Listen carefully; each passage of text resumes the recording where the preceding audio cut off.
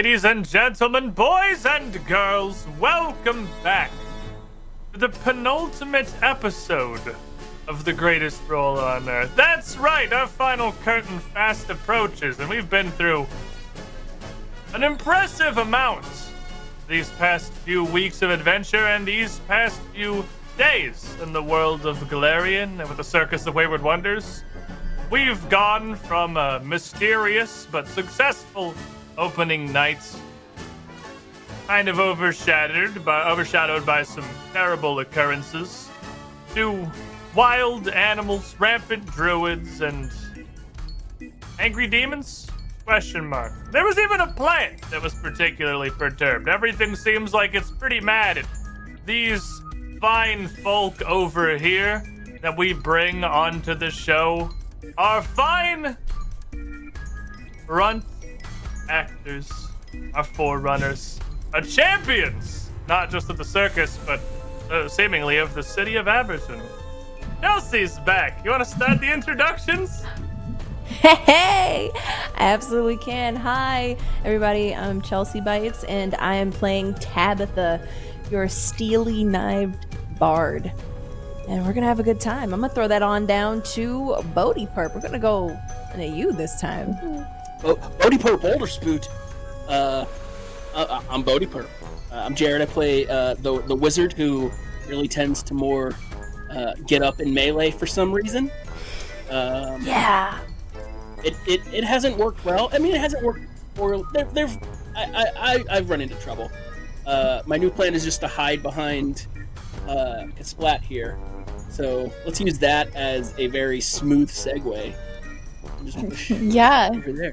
I play Kasplat. You're a very southern bellish barbarian. I'm a wall. That's it. And I'm Ash Ignis. I am playing Vera, your sorcerer flame artist who doesn't have any fire spells and just makes people smell like poop. That's all I do. And we go back over to that way. Go that way. I can't even contest that, really. That is at least probably 80% of what you've used your magic for so far in this adventure is making people smell faintly of poop for a few moments. Right. But I'm Squiiddish. I'm your game master who has presented the honestly just horrible series of events that have befallen these perfectly fine folk here who are just trying to run a nice circus. And literally everything has gone horribly wrong. If you're just joining us, after our opening night in the humble town of Aberton, finding our ringmaster murdered, we have been dragged into a conspiracy that runs deeper than just this town itself. After our investigations with the mayor, some missing townsfolk, and some very angry plants, at this point I think we're fairly confident that we should go perhaps give the druids a visit. As we wrapped up last week, the group of you had been checking into the Lindell Barn, not too far on the outskirts of Aberton, a decent walk down to the southwest, where you found some more of the discarded shells, husks, perhaps, that these strange worm-like demons like to inhabit. All that is left behind of some poor souls, as well as what is almost certainly the remains of Aberton's sheriff. So hey, mystery solved on that one. We put that one together. She's dead. Oh. After poking around the barn, the group of you, I imagine, seeing there was not much more to discover, would have started your trudge back towards the circus grounds. Your investigations within Aberton are all seeming to lead more or less to the same direction. You met with the mayor briefly after your show when he first asked for your assistance. He was confident these druids up at the Hermitage of Blessed Lightning were fine folk and could not possibly be the source of this town's problems, but maybe he's wrong, seeing as he himself went there to speak with them a few days ago, was supposed to return yesterday afternoon, and We checked in with his wife, and nobody has seen hide nor hair of him since he went off. The group of you return, Tabitha, having opted not to get involved in any more crap within the town of Aberton and just to focus on, the cooking thing for a moment. Take a breath. I'm sure would at least be somewhat curious to hear of your exploits. Well, I've taken the time to work on a new dessert. I think I'll call it the Boffle. It has these little pockets where you hold my sweet, sweet, delicious honey in them, and it's better than the flat, cake that I make in the morning. It actually holds all the sweetness inside, so I'm very proud of myself. The Boffle will really leave you baffled, if I'm able to say so myself. But that's really about it. Me and Little Chef have just been doing what we do best. Cooking. Cannot recall if that's the voice I left y'all with, but you'll have to work. You did. It's great. It's perfect. That sounds like my type. You'd left the professor here to attempt to sway Tabitha over to continuing to aid in this investigation. Well, she does certainly seem to be in much better spirits now than she was when the group of you had headed out to the barn. How was that, by the way? I saw there's some kind of gathering down near the edge of town, but I couldn't quite make out what exactly it was. It looked like a fire at first, but I saw no real smoke rising from it. Oh, fire. I'm passing out boffles as they talk. Vera's sitting at one of the tables and her hands are just in her lap. She's not picking up any food right now. So, the circus. Player character is, we're forgetting the name of the other circus. The Celestial Menagerie. The Oh, you mean the Menagerie. Celestial Menagerie? Oh, yeah. Oh, totally remember that. I need coffee. They have decided to basically come into our grounds now. Aberdeen's kind of ours, and I'm very defensive of this town. They're here. We're here. I don't know if they're gonna stay very long. Cause Splat kind of showed them up. I mean, you did too. I think all of us did excellent. And also, we had a friend, Tabitha. Oh, She got eaten by a plant. Yeah, She did kinda we get got eaten her by a out, plant. though. But she joined the You circus for a let- minute. You let your friend get eaten by a plant? Oh, don't you worry. I made What the is- plant hit itself. We got her out. Oh, good. Okay, that's I think she's the most sheriff now. polite thing. Oh, she's yeah, the we did tell her. sheriff. She might be. Yeah, she is. We What told are her we that supposed she's to the be sheriff. looking for the last sheriff? Oh, What we happened to found them? them. We found them. We found a boot. Pieces of her. Yeah. There's no sheriff now. That there's no certainly sheriff. Doesn't sound promising. Yeah. Oh. Anybody want any more waffles? I really don't. I'll take I'm- 3. Me, please. Absolutely, I miss your dear. cooking. I was so hungry. Absolutely. My tummy was graveling so much. And I'm so glad that you're finally coming out of the kitchen to give us more food because it's really great. Wonderful. I just had to take a moment for myself, but I came back with new treats. Whatever you'd like, though. If you don't want a waffle, you can have anything else. I am in a dizzy just listening to your stories. So a fire, the sheriff in pieces, and oh, Probably Did you we- should know. You should know Yes? them. Probably more of those little worm demon things. oh no! Oh, your face! I almost forgot about your face. How could you forget my face? But I don't Oh, look at You just people in tug the the hood eye up a little unless bit more. I don't even like people breathing my air. But did we ever The figure out Splat's gonna how to fix that? cover her mouth. And as It's, you're looking at Bodhi Perp here, it might have taken you a moment to remember because he does look dramatically better than he did. Oh, good, it doesn't at this point look too much worse than like a bad allergic reaction to some bee stings.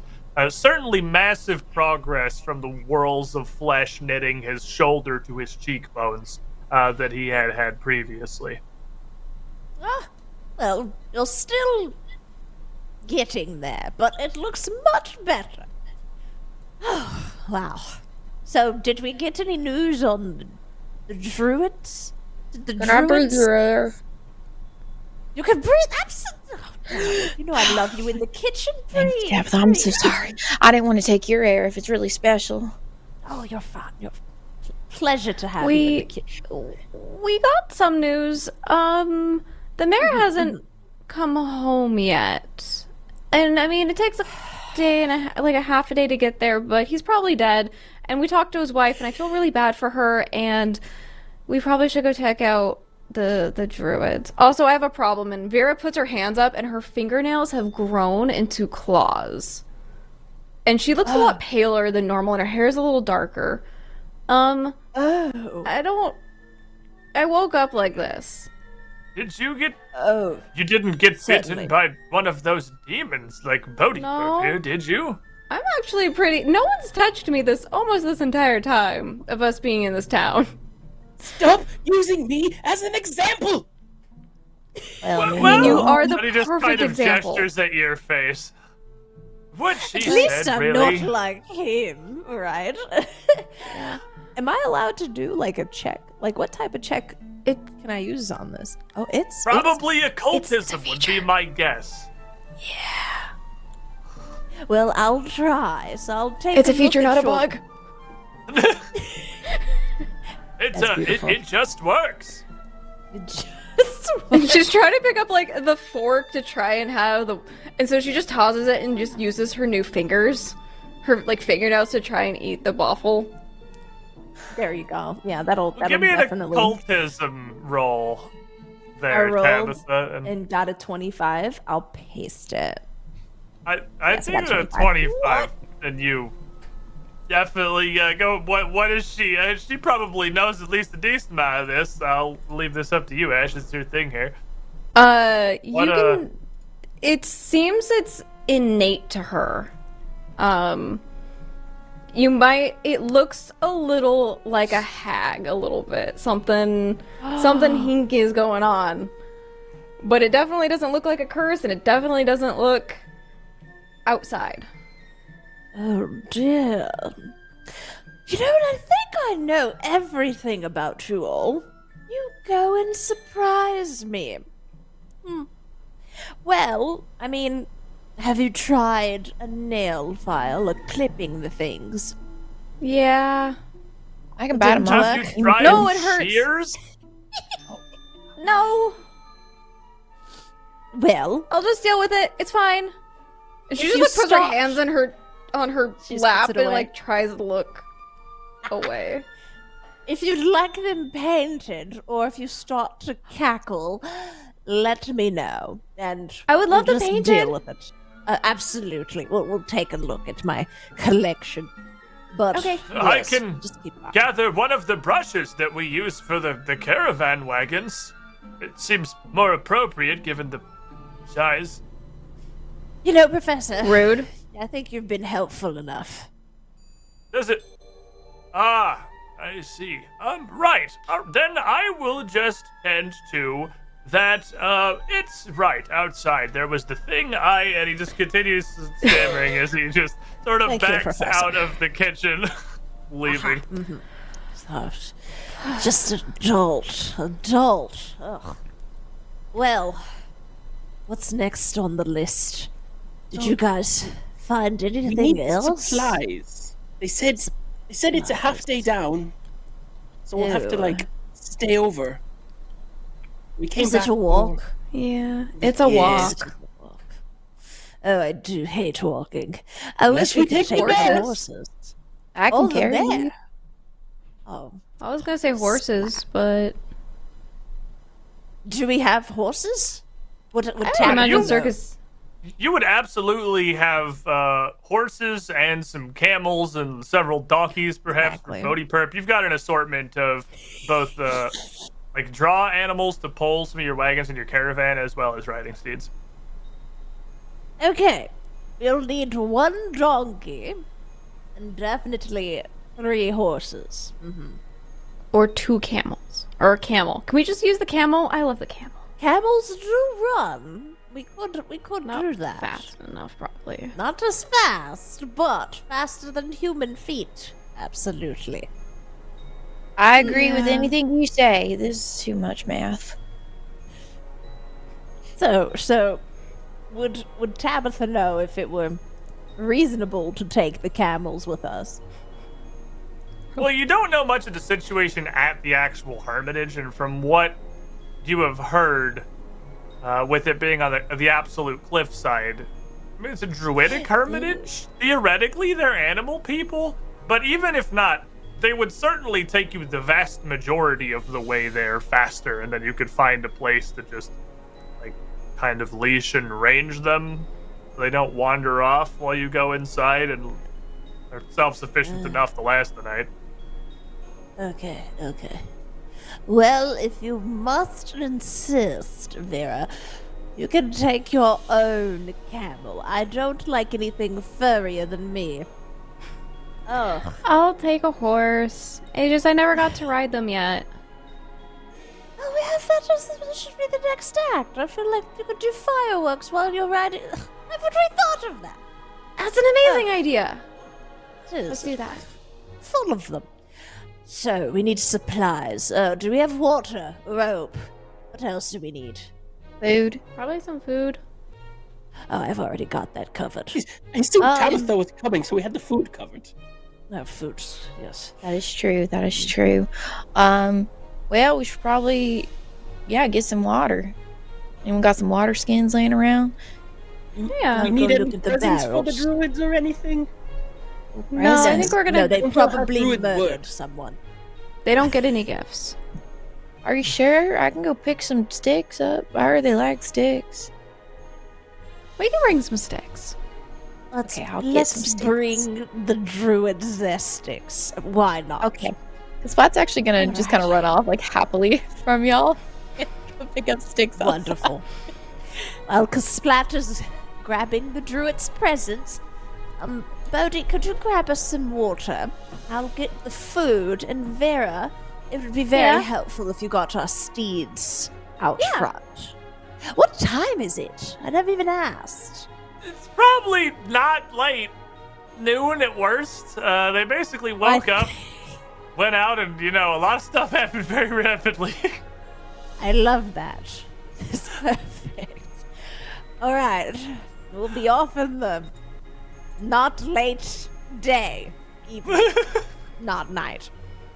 I want to get way too much water, like 2 kegs full, Oh no. strapped to the side of the Why do donkey. you do this? What? The donkey. She was very not specific, and I'd rather over-deliver than under-deliver to Tabitha. It's water for the day. Bodhi, what do you do? At least put 1 keg back. You'll break the donkey's whole back. And he's like that. uneven. And no tip. Then you need to go get. Please go get some pouches and fill those It with is- water. You're all prepping wildly for this, gathering animals, getting kegs of water, Splat's sorting branches excitedly in the distance. Doing the Lord's work. The professor comes up to, I imagine Tabitha and Vera as you're prepping mostly in the camp here. Wait, you're readying to go now? By your tales, I thought you'd already, damn near been eaten by plants this morning. I figured this was a rest and prepare to strike out in the morning kind of situation. It's a half day's journey. I'm not even sure you'd arrive there by nightfall. I mean, I we do could. feel quite refreshed, but how do you all feel? I could use a nap. The mayor But- went yesterday. So Yeah. he's either dead or already there. We're not gonna make up time on him. That's fair. So we're not doing a rescue mission then. You've all truly given up hope on this with an impressive level of rapidity, I must admit. Though, if the druids have either killed him or decided to keep him, whatever their decision, I doubt it will have changed by tomorrow. Okay. Well, Besides, give if some they, time for dinner service. I'll do that then. But we'll if have them they packed for have the morning. skin-wearing worm demons and hordes of angry animals and, well, they're responsible for what seems like basically everything that's gone wrong in Aberton, you damn well better be prepared. Well, I'll make the checklist. If you all need to rest, please do. Take your time. I'll take a. Are we going this evening or tomorrow morning? As the professor said, it's probably smart to strike out in the morning. Okay, I'll just sleep normally then. We don't need to have different watches or anything. As you're Probably saying sleep that, then. Flat's running on in. I got lots of sticks, and then she's gonna lay them out on the table. So this one, I found it over by the stalls, and then this one, this was actually my favorite. I found it near the back entrance. I wonder if somebody dropped it. It's really pretty. Look at it. Oh, wonderful. They'll probably really like this one too. I'll go and get like my nice dinner napkins, and I'll wrap the blankets up in like the cute little like bunny ears and everything. And I'll even get like a napkin ring and put it around each stick, depending on how thick it is. And I'll be like, now it looks wonderful for tomorrow. It's so pretty. They're gonna love it, honestly. It's the prettiest gift ever. She's gonna pick them all up in her arms and set them in a little side box, waiting for the trip to happen. Wonderful. We will deliver them in the morning. You need to rest, Splat. I've actually sat back and thought about you. Professor reminded me about your day, and it was pretty stressful. You started a fire, you watched your friend get eaten, and you saved said friend, and then you proceeded to find more horrific things, so you should rest. You're not wrong. I'll do that then. She's gonna take another bite of a waffle? Okay. Of a waffle, and then like pick an extra up and walk to her room. All right, good night. Good night. You're not need Vera's- anything. I'll be in the kitchen. Vera's actually gonna find like a spot, and she got this feather before, and she knows that she needs to bury it, so she's burying this feather and seeing what happens to it. I'm making a holly bush. Yeah, I was gonna say this is the token, right? Yeah.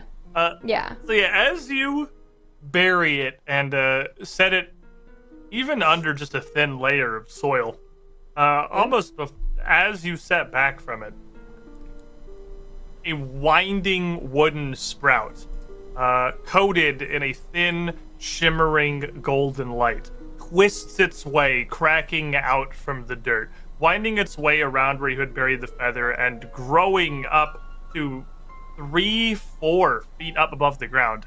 As it expands and as it twists and whirls around, branches making their wrapping off in different directions as they spread and flower into smaller little leaved sections, many of them sprouting small clusters of very bright red berries. And over the course of 10 seconds, this has gone from nothing to this full living bush, about 4 feet around now in all directions. The golden light that enshrouds it as it expands and grows fades away just as quickly as it appeared, but remains lingering, very, very barely visibly, just a little more than a shimmer across the small clusters of berries. I'm gonna go get Tabitha. Tabitha! I have something to show you, and I'm gonna bring her to the bush. Oh dear, what? It's not a weed. What is that? It's a I had a feather, and I studied it for a little bit because it felt magical, and it was magical, and it made this bush. And now there's beautiful berries, and I was figured maybe you could bake something with them. I can bake with anything, and I'll smell at the berries, and I'll kind of look them over. I'll show them the little chef, and I know what these berries are? Well, you would be able to identify the bush as a holly bush, which Holly bush.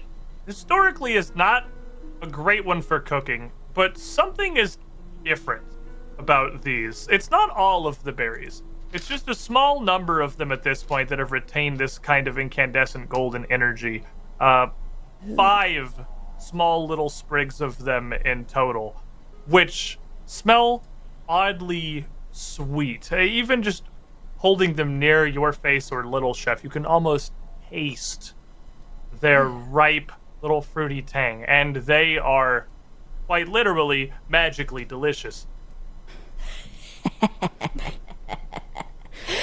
Oh, gotta hold that one in. Do I know what magical properties, like, am I able to discern what this aura is? Make me magical tradition check, nature, probably. If not, you could throw occultism at it, it'd be a little harder. I know you're probably better at that. I might be, but I'm kind of terrified to throw it. Would I? Can I use a You know what it does. I know You what it does. identified it. You know what it does. That's true. I'm just gonna let Tabitha figure it out for a little bit first. Dirty 20. What does that do? Dirty for me? 20. You would know that the magic within these berries is not particularly potent. It's very light.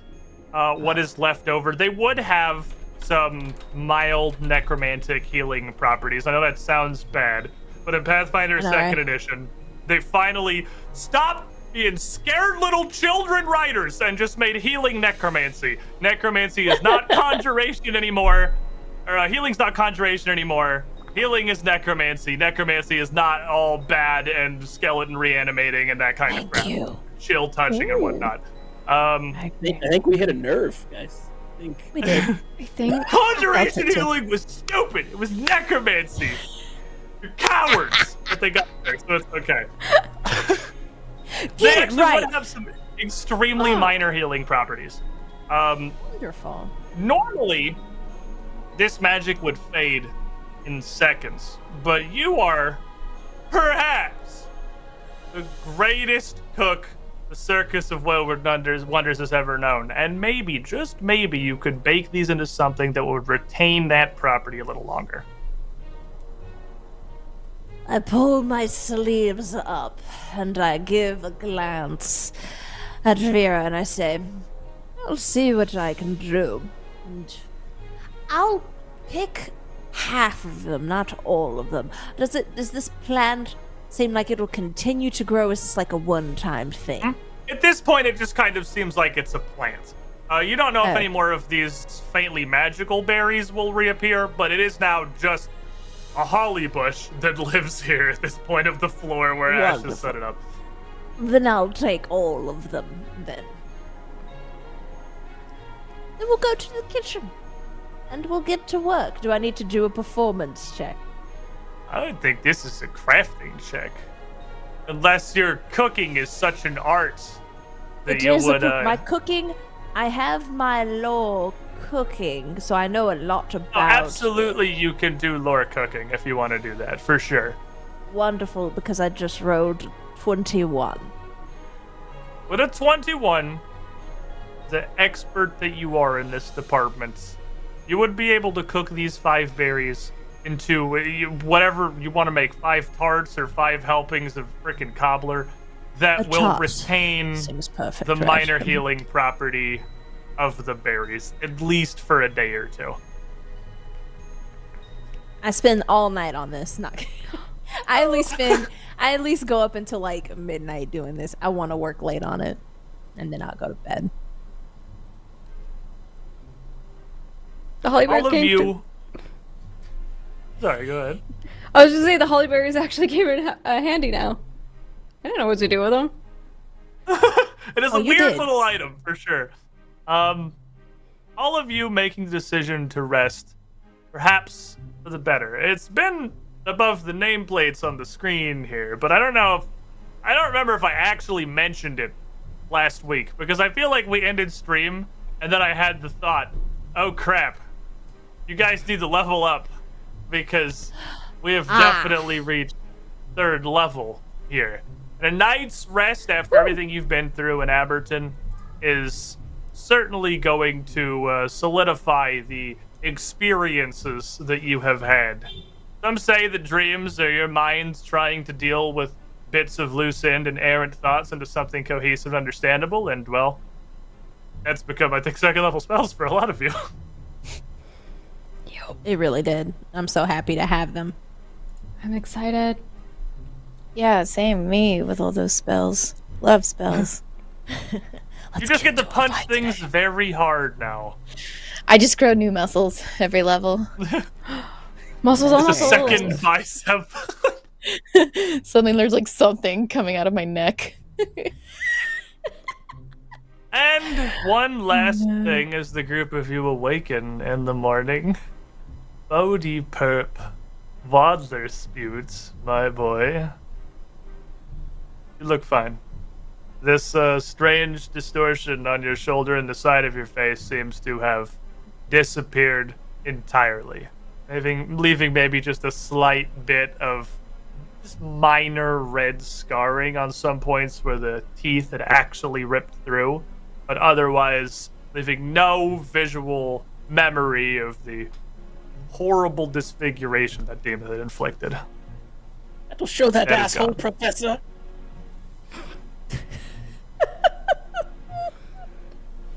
But I didn't hear that. now with the morning to prepare, organize your things, gather around the mounts and your kegs or skins or whatever appropriate amount of water we end up taking, I don't think there's really anything stopping you from hitting the road and traveling northeast out towards the Hermitage of Blessed Lightning. As you were told, it is quite a journey.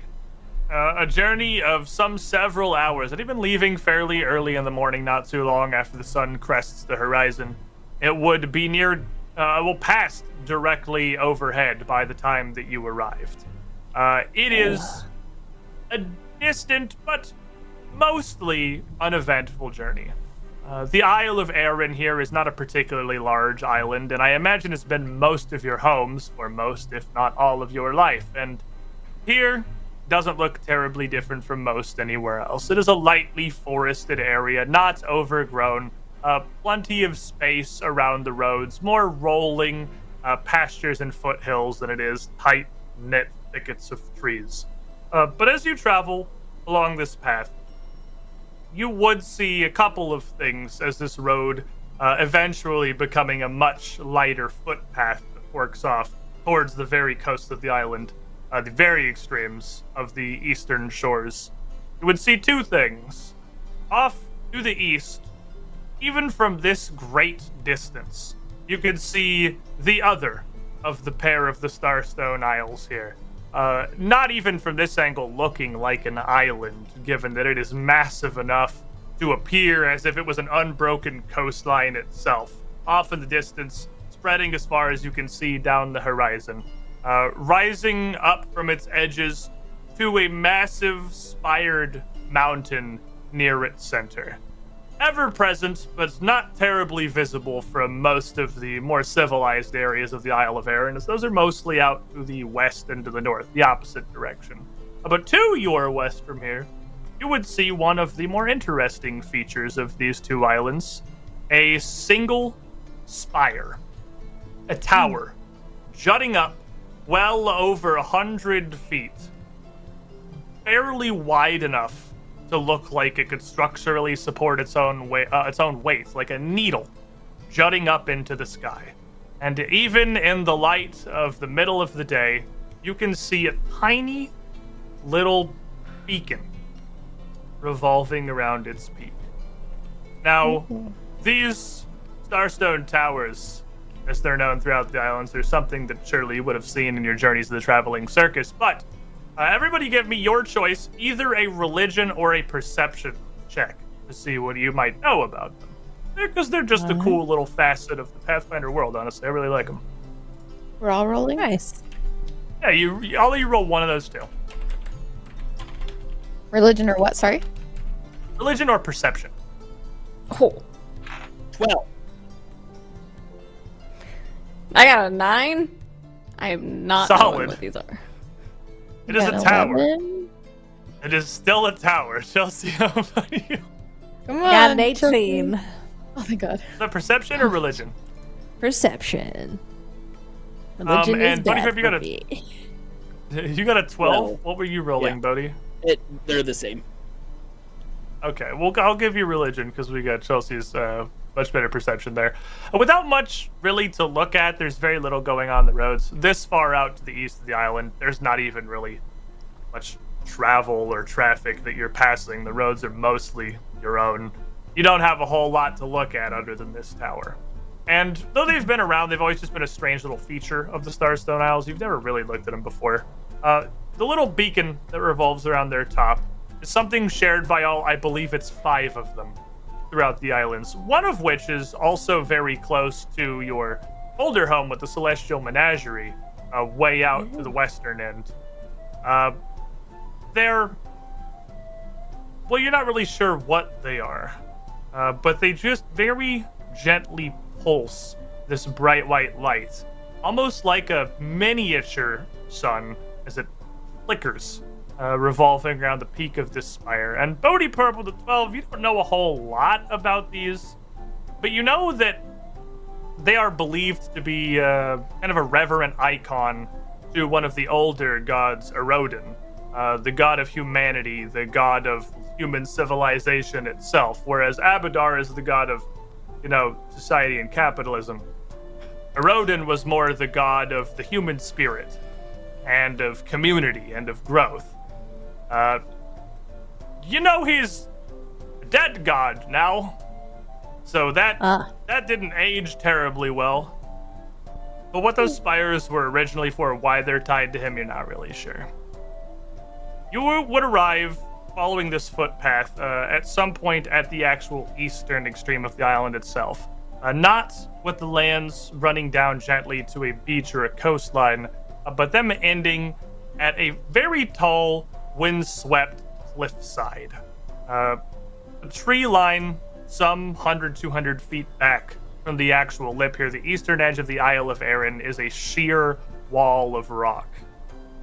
This trail goes all the way to the very edge before it turns and winds down to a much narrower cliffside path.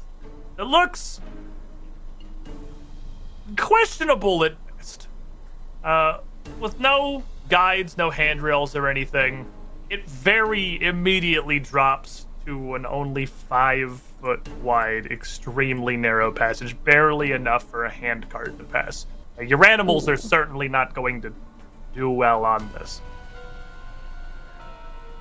Oh, good. The one day I don't prepare Featherfall. Oh boy. I guess we should leave them.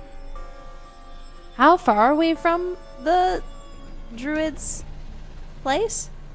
That's the fun part. We don't really know. But at this point, you've been traveling for probably 5-6 hours. Surely you have to be most of the way there. But up in the tree line here, 100 feet back from the cliff, there's plenty of space to what seems like fairly safely boost your animals. And it's not a tight enough thicket that there's going to be massive predators rolling through here. It's fairly open. They should hopefully be fine. Well, Splat, help me put the animals somewhere safe. And All right, I just want you to got it. explicitly do that, yeah. And then once we settle them, then we'll decide the order. Because I would have had like a little backpack or like a bag carrying all of her sticks that are nicely wrapped up so that they're not in her arms, but they're just poking out here and there. She's very proud of them. All right, where do you want to put them? I don't be wrangling fees. Let's put them in this clearing here. Okay. I'll make sure that they have I've never actually left animals before, so I don't know if it's smart to leave like one so they don't run away, but I guess you want them to run if they can run away. You don't want to leave them locked, so we'll just loose them. We'll loose them here in this area. And Do you want me to like tie it loosely so that in case they gotta run, they can run, but they can't get away if they don't need to get away? You would have. You're a traveling circus, so this is not your first time having to deal with a bunch of animals on the road. You would have like very long lead lines that you can either leash to a tree or to like pythons in the ground. They give them plenty of space to move around and graze. And you would know that generally the Isle of Arran is not large enough to support much in the way of predators that is going to be a threat to like horses and camels. Just these pythons. Well, that's very out of the ordinary for sure. I pet a horse and I say, we'll be back soon. Don't get antsy. We'll tie them very, very loosely. Like Tabitha did. Just have long leads. Yeah. These long leads, whether you tie them to a tree or to a python in the ground, are not strong enough to prevent an animal that really wants to get away. So if something comes, they can absolutely still just snap them and bolt. Okay. You're not leaving them here as a sacrifice to the druids' demon bears or whatever. Where should we go from here? All right, let's have a look at this cliff. Let's see. I'm the smallest. Okay. So it would make sense for you to go first. yes, What so if we... it gives way? I was gonna say, what if we tie a rope between all of us? And so if one of us falls, we can grab the other in case... Oh, I'm not... the anchor. Yeah, that's what I was thinking, because if we all go down, you probably could hold us all up if we all fell. Oh, I got you. I'll never let you go. But yes, what if Splat falls? Yes. There's three of us to hold her. But never. Firstly, I cannot hold you all up. Maybe you should be in the middle there's then. no if of Splat falling. Wonderful. I'm glad to hear it. Honestly, I'm not an expert in. We've done trapeze acts, we've done all of these things, but I've never had you guys jangle on the edge of a cliff. So, it would be smart for us to secure ourselves. Yeah. I could go first. I'm pretty good on my feet. I can avoid things and kind of point them out if I see them. Then I'll follow behind, and Bodhi, you follow closely behind, but not too close. And Splat, you will be our anchor. It is a very important job. You will keep us anchored through this. So, I'll get to tying. We'll tie ourselves together with our rope. Once you're all spend a couple of minutes to make sure that you have this group lead properly cinched and secured. The 4 of you are all anchored together, but primarily, I imagine, anchored to Kasplat. Everyone else kind of being moral support here and really just, hoping if anything bad happens, Kasplat's got the rope. Oh, yes. Watch your step. Oh, no. And so you proceed down this narrow passage. Though this trailhead, again, quickly narrows down to about 5 feet wide, it sometimes feels like mere inches, even though you've realistically a decent amount of space to either side of you. The sound and the sights of the tumultuous seas crashing into the rocks 50 feet down below off of the edge certainly makes it feel much less secure than it is. As the waves crash, you are occasionally peppered by light mists of sea spray that are carried on the wind all the way up this cliff face, adding just a little bit of extra flavor that all of the rock and the path here is a little bit slicked with this salty moisture. Can I prestidigitation it away?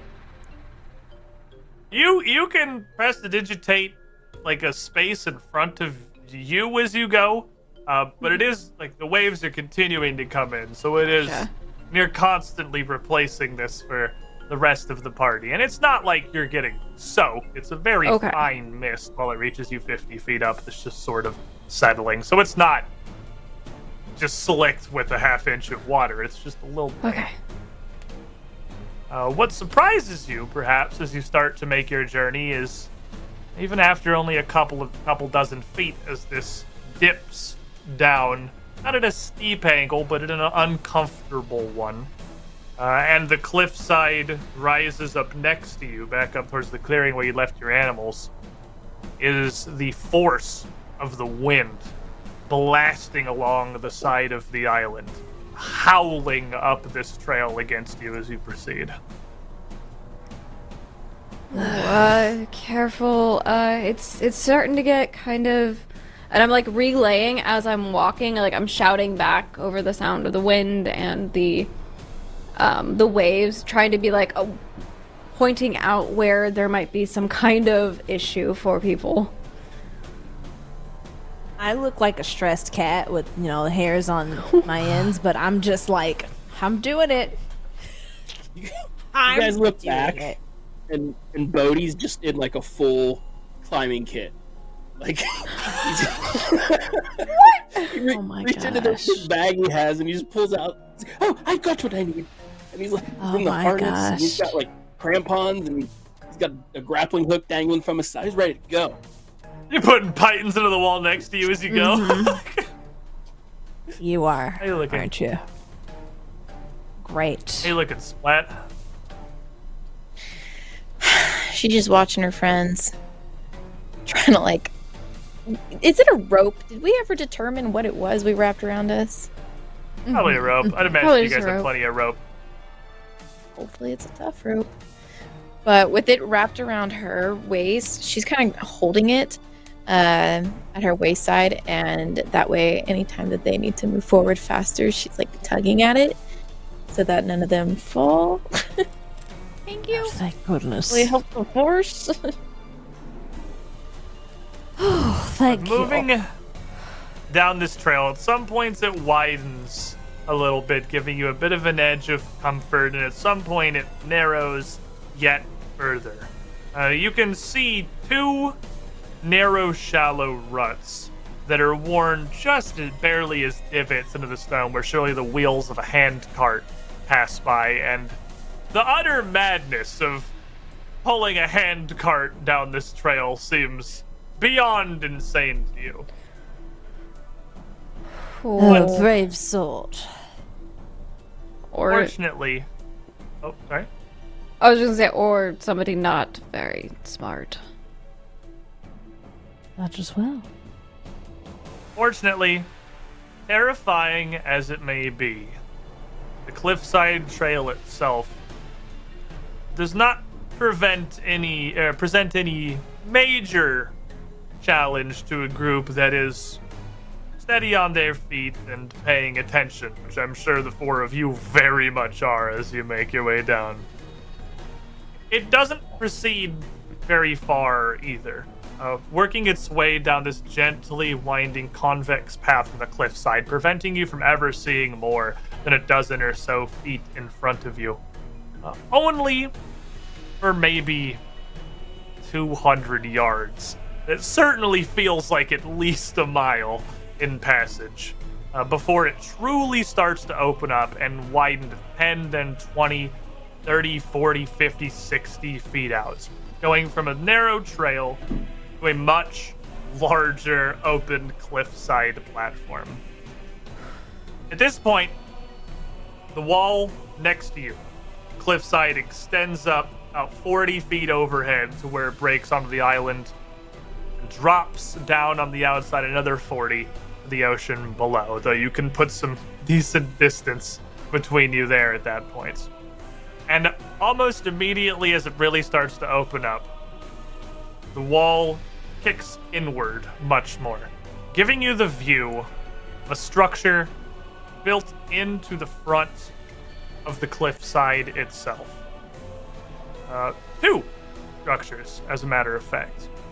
One, built into where this almost concaves in, looking like a very shallow natural cavern from which juts out the front of a building made of stone, blackened in several places, looking as though it was struck almost with siege weapons or spot fires along its surface.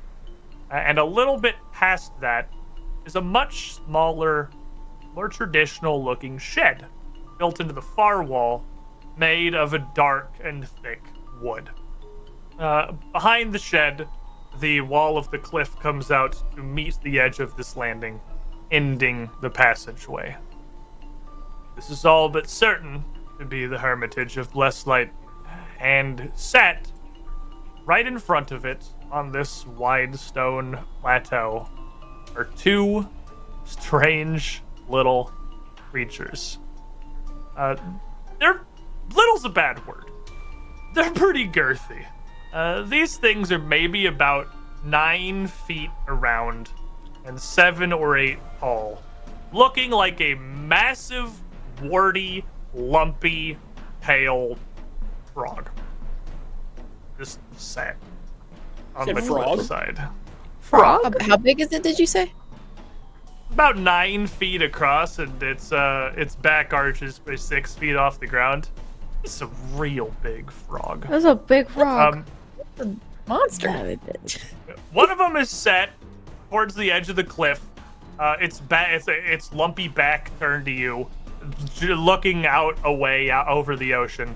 The other one's a little bit behind it, sort of profiled towards you as you approach, and you can see it's got a real wide yellow eye, which must be as large as any of your heads. And they have massive, blackened, what look almost like spined eyebrows jutting out in a huge arc above their eyes. And as that one is going to be to come around the corner, it turns its head just a little bit to look your direction, revealing 2 enormous walrus-like fangs jutting out from its maw. Oh no. They don't move to attack you or anything, but it has certainly looked over and seen you. Vera does not move. Yeah, do I know what they are?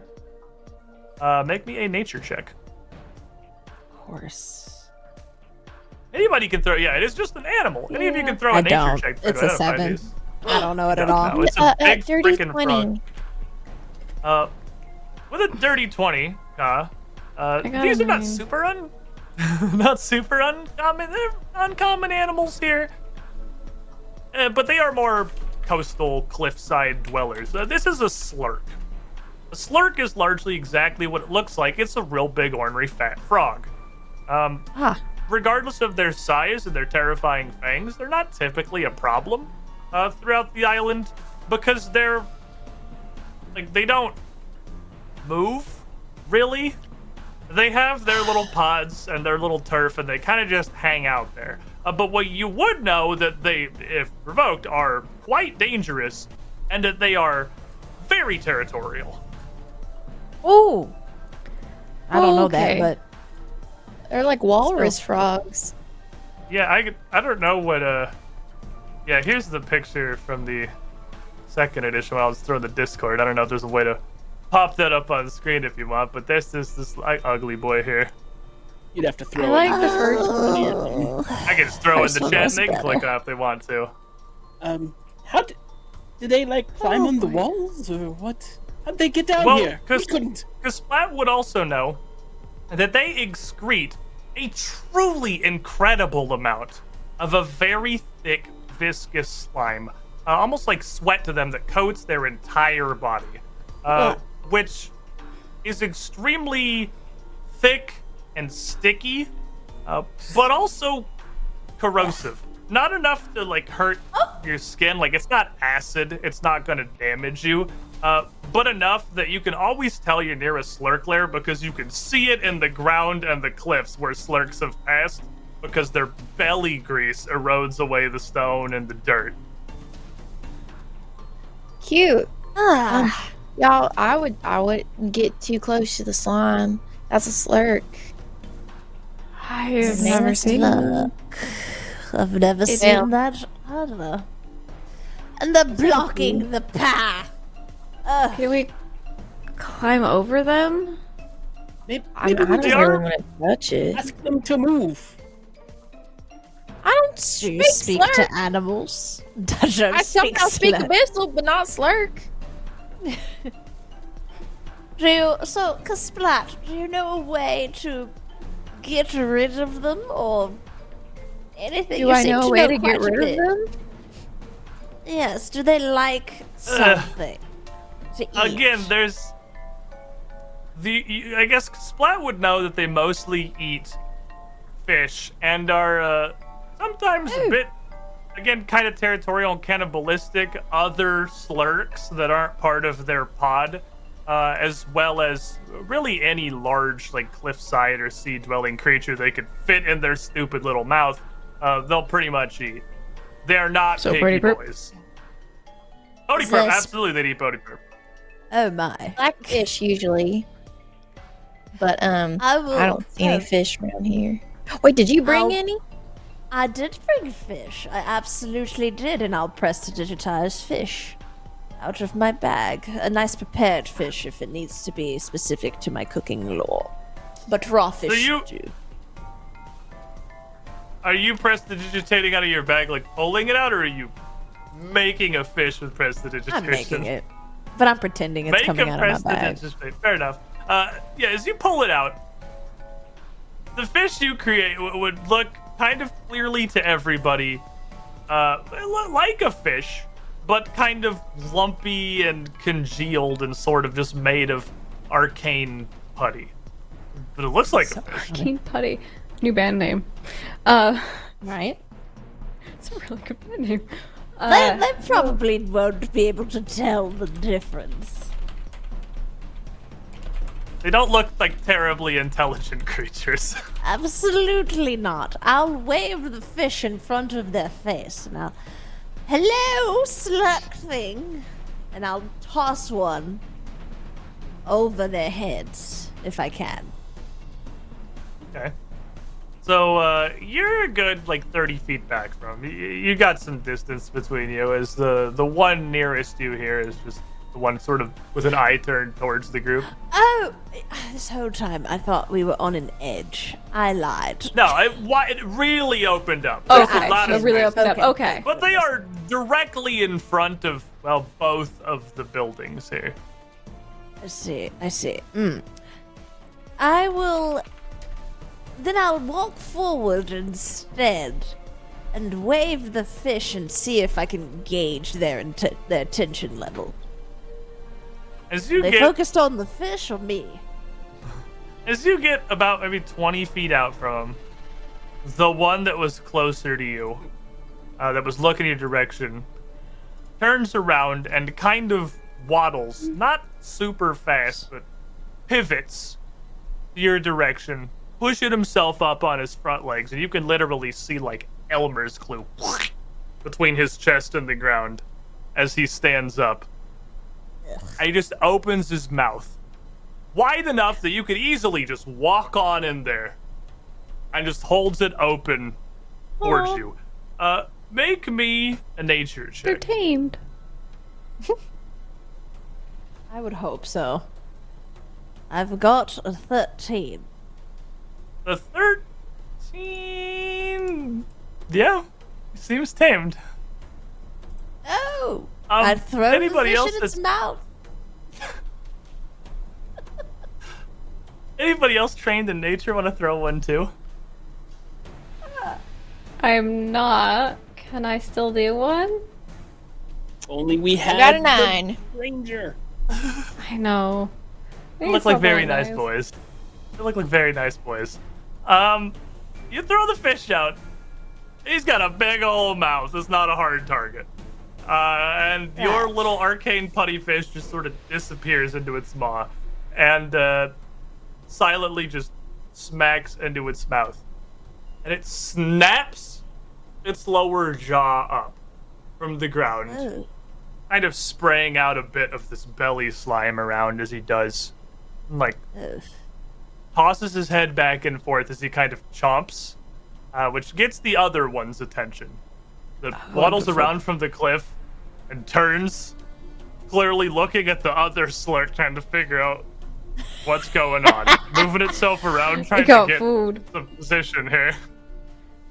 Is that a door? I look back at everyone and I say, go! Run! There's a door directly in front of you here, and there is the other smaller shed that is just past them on the other side.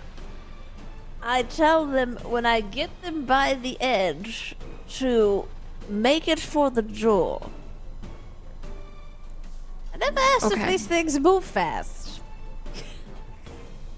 Find out. I'll move right here with more of this fish. Can I move here? Yeah, absolutely. And I'll try to bring him over with the fish first. You press the digitate up another fish here. And this first slurk still moves up towards you as the other one's just moving around looking at the first slurk. And they make this, the second one's making this guttural, not opening his mouth, what sounds almost like repeated deep belching, for lack of a better way to describe the sound, towards the first slurk, who again has his mouth all the way open, tusks bared towards Tabitha. Wonderful. Great. I'm gonna make my way a little bit closer. 10, 15, 20. I'm gonna go here. Actually, I'll go here. As you and move I want up to there, make me an acrobatics check. acrobatics. Ooh, okay. Acrobatic. I have not rolled well. Okay, hold on. I need to re-roll. I have a sawbuck, so I'm gonna do it again because I haven't rolled above a 10 all night. Your rolls are very sad right now. What is Please happening? do better. Okay, an 18. Nice. As you step exactly here, all of you would see Vera slip. As all of the ground in front of the doorway here is coated in this slurk goo. No. And you see her slip, Tabitha, and you look down and see that you have moved exactly on the edge of it, everywhere you tried to go. Quick But question. with an 18, you hold your footing, just. Okay. Are they What's still up? attached to me? Wait, what? I assume we yeah, untied the right. rope. A great I assumed... I Did we? would figure that I would Tabitha, remove I it. guess, untied herself. I did forget about the rope. Yeah, I don't think she can about get the that front. Experience. Like, am I being dragged? No, not at all. It's a good I question. assume you could have removed it once everything expanded out to a much larger platform. You've had the space for a little bit. Also, another question to the GM. I don't know if you can answer this now, but if we kill them, does the goo go away or will that be there? I don't know. Like, is that an obstacle we need to proceed? Or- Is the slime that is coating the cliffside tied to the life force of the frog? Yeah, Don't like, does it know. like get absorbed into an ether? I don't know. It looks like the ground here has the stone's been eroded enough that there is like a thin layer of this slime, but it's also just extremely smooth. It's almost like ice. Just with your nature check from before, you would know this is something that is common around slurk nests, just from them having been here for a while. It probably will not go away immediately where the slurks do spontaneously explode. Cool. Cause Splat's gonna make sure not to get too close. Reach your hand out to help out. Thank you. I'm gonna take her hand and like get up and just like prestidigitate my clothes because that's disgusting. You didn't fall all the way down with an 18, fortunately. You like slipped on the slime there, but you kept your footing. Okay, I didn't go down. Okay. I'm then. Well, then I'm holding your shoulders. Thank you. Stabilizing me because I'm gonna need it. It's gonna be one of those nights. Could I I'm not very strong. I'm averagely strong. Could I take out one of my ration containers and throw it as far as I can behind? So like, I don't know how to ping. I don't remember how to ping. It's just click and hold. Oh, like over here or like over there? Would that be possible? As you go, yeah, I mean, you can, it's like 30 feet. I'm sure you can fling a small container 30 feet. It's not that far. Just pitching it as hard as you can. It's not going to be accurate. But as you're reaching to pull that out, the slurk in the back moves over. Oh. And no, you see why'd it you go rise that up way? and turn its attention towards the group of you over here and does the same thing. Opening its maw all the way to the ground, exposing its big old tusks. I'm gonna throw it Tabitha, behind it. What are you doing as this Veer's fishing for this? You see them over there doing some stuff. You got your prestidigifish. Prestidigitation. Prestidigitation! Oh, I love that. Well, Really cute. Tabitha said, run to the door, right? Yeah. I did. So, If you like, can. I just feel like noticed I'd the slime. be field. behind and just running for the door. Like, Just slipping going be for it? damned. Yeah. Based on what I know of Bodhi Perp, he does what Tabitha says. So, Oh god. Make me an acrobatics check, Bodhi Perp, as he just takes off running. What a day. luckily, my athletic or acrobatics is pretty solid. That is a 27. Oh. 27 absolutely Okay. succeeds. And you see Bodhi just skitter across this like it's nothing up to the door here, making his way up in the blink of an eye. But this slurk moves right up to him, and you hear this low guttural rumble, like a car engine, coming out from this. And Bodhi feeling a little bit of that sea mist is thicker and stickier all of a sudden on the side of your face here. Tabitha, what are you doing as this is happening? Oh, little slug thing. Look back this way. I try to get more fish in my arsenal. I want to get their attention. Is that possible? Is that like a make me deception? a performance check. Performance. Yeah. That is a 27. 27, you very much got the front one's attention here. 27. Gonna critically succeed. You pull the attention to second one back over as well, as it sort of sprays a bit of spittle across Bodhi here. Ugh. Waddles back over, turned towards you, now realizing what the first one was looking at. I have fish. And I'm just like waving them like fans. Like I'm like, come eat, slug things. Dinner time. And I'm looking over at you guys like, get to the door, but safely, don't slip. I'm gonna. Is there an action that I can take that like I can like? Is it like sneak, so I don't slip? It's not slipping, it's just acrobatics here. It's just your Okay. ability to keep your balance on this. It's like an incredibly thin, like slick layer of ice, basically. Can I help with that rope? Like, if we toss one end, we literally like. You can definitely drag try to someone aid across her the- because you're already at the door.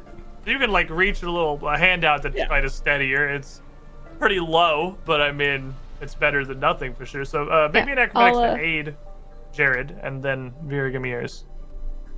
I'm gonna use my last sawbuck. 'Cause I am having a night. The dice are sad and they're upset with you. I don't know why. Okay, 15. I'm out of sawbucks. I rolled a 9. I don't know what I'm adding to it. I think it's flat, right? Acrobatics. Okay, so then we're at 17. 17 of 15. Vera's Eat. slipping here. She can't seem to get enough steadiness to move comfortably, but that's not, you're not gonna fall down. You're just the guy snow shoveling, trying to keep your footing here. Okay. You're not going anywhere. You're just trying not to fall down. Why is it doing that? Oops. I don't know how to fix it. There we go. Okay. Not So I want to moving, get. You're still over there. I'm still over there. Yeah, you're just not falling. Oh, so I'm stuck in place. Oh, It's everything you can do to keep your footing here. gotcha. Moving Okay. is another step.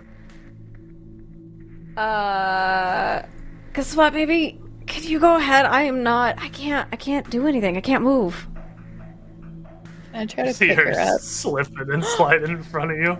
Carry I'm me, sure you can just pick her up. You're Splat. I'm sure you can do that. I'm gonna. All right. Do I have your consent to pick you up? all the time, anytime you want. Okay. She's gonna reach around you and kind of like whoop, light as a feather, and you're just kind of like sitting on her arms, and she's like, "All right."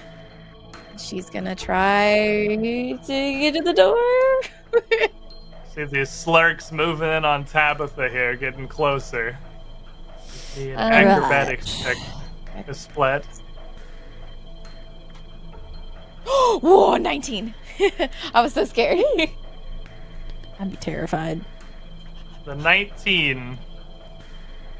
You would be able. It's not you're slipping and sliding here, but you would be able to just physically carry Vera over to the door of Bodhi Perp. Oh, I set you down. thank you. You're welcome. Wonderful. We still I am have Tabitha over physically there. relieved by this. So, if they're done, I'm going to throw the fish near the slurk, so they have to like scoop it up or whatever. And then I'm going to try to make a run for it as well. Let me see. Can I? It's gonna be. It might suck, but I want to go from here to here. Have they tried the door? They're all just kind of gathered around the door looking back at you with prideful smiles, I think. I'm so proud of all of you. We're out the door. But I'm going to try to join them at the door. I'm going to... Actually, I'll throw the food here if that'll keep them distracted. Awesome. Yes. Hey, well, And then I'll jump I'll on your run little that putty way. fish. Wonderful. Make me an acrobatics check, Tabitha. Oh, great. For some reason I'm a cat, but I'm not acrobatic. I don't understand. Okay. Let's roll. Oh, 16. You've got the 1d6 bonus thing too, as well as I do. I should add it because it seemed like an 18 was not good enough. So I'll do that. It's in my sawbuck. It's your ace note. Let me use that. Sawbucks are a note, hard please. reroll. Nope, let me do an ace. Yes, please. And That I'm gonna is roll. That's 16. Yep.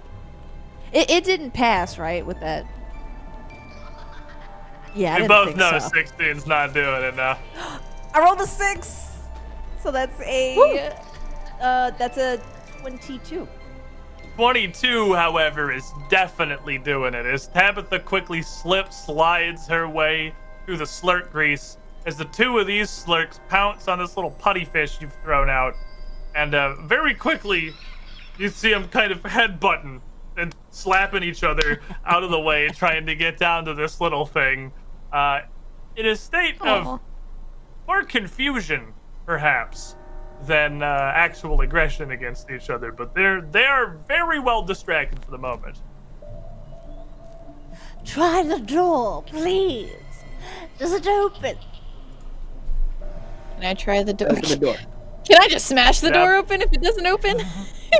The door absolutely opens simply, and you Live can today, pull open what would be a door seeming to be made of the same charred stone as most of the outside of the building, letting the group of you slip inside the hermitage, away from these big, angry frog lads. There! I could be perhaps, a gentle person. Not kill perhaps things it's a good indiscriminately. opportunity to take Yes. a break. Oh, This yes. feels like a good spot for a midstream break. We've done it. We've solved the problem without immediate violence. I'm proud of Yay. you, my friends. We have done it. Thank you. I feel simply empty do it. inside. Whoa. I didn't get to murder anything. It's disappointing, I know. They're too I cute. know. They're like seals. Exactly. They're like Yeah, very that. ugly seals, yes. They're horrendous. They're terrifying, but they're kind of cute. They're just, the ugly cute. They're dumb enough Yeah. to love them. Yeah. They have 2 intelligence. They are not smart creatures. The Aw. slurs. Wow. Sweet babies. They are very dumb boys. But as you get inside the entryway of the hermitage here, this elaborately carved stone door, the smallest of your concerns as you make your way in to an almost cross-shaped atrium supported by 4 inner pillars. We'll see what lurks within the Hermitage of Blessed Lightning itself when we return here in, I want to say it's like 15 minutes, probably. Yeah, about that. More or less. Something like that. Don't go too far, everybody. We got more stuff to do. That was just the door.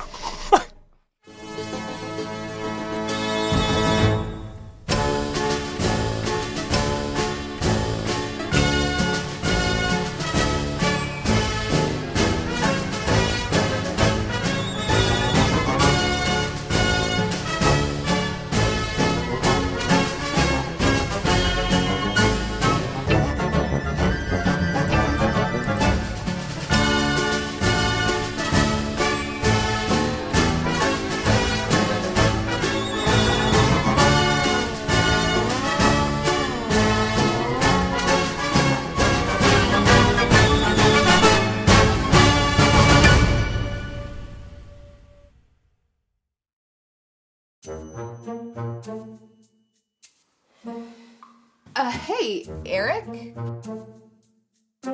You okay? Sure.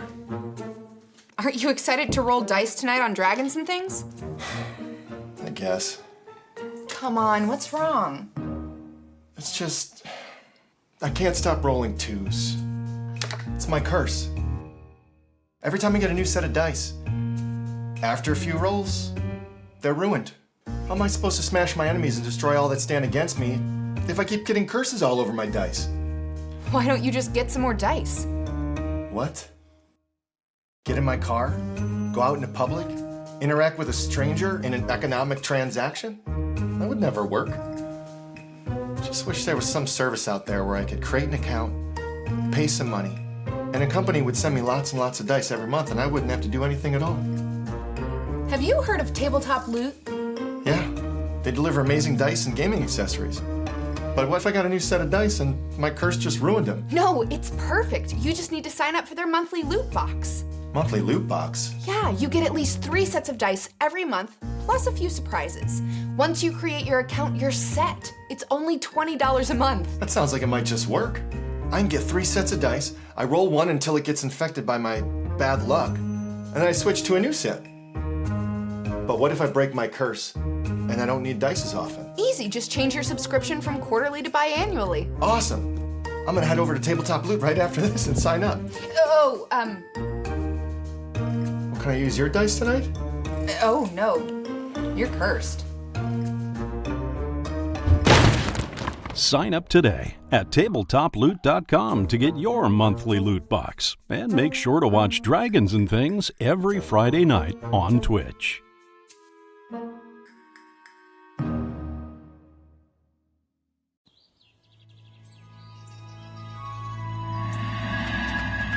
Please make yourselves comfortable. My home is your home. My nuts are your nuts. I apologize about the condition of the place. I rarely get visitors. We're not here to visit. You mentioned something about curses. Can you help us or not? I'm getting to that meat stick. Sorry, I have a condition. Insanity? So tell me about this problem. Kind of embarrassing. Courage, Lord Crag! It's just I'm having trouble performing. Well, that happens to everyone at some time or another. I just was always ready to go at any time. At a moment's notice, I could jump into action.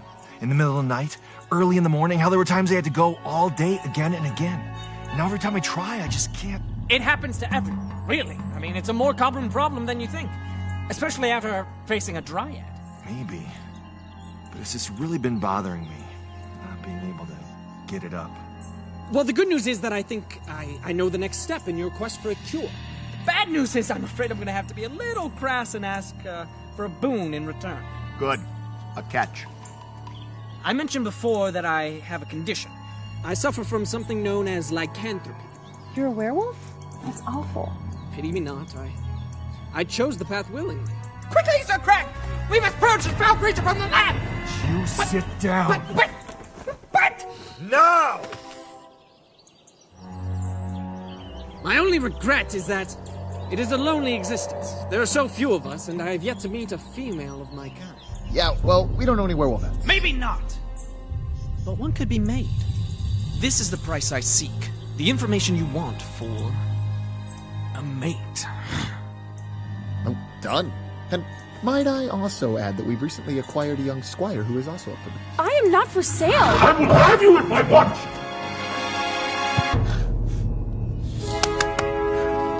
So hoping that we could stay friends.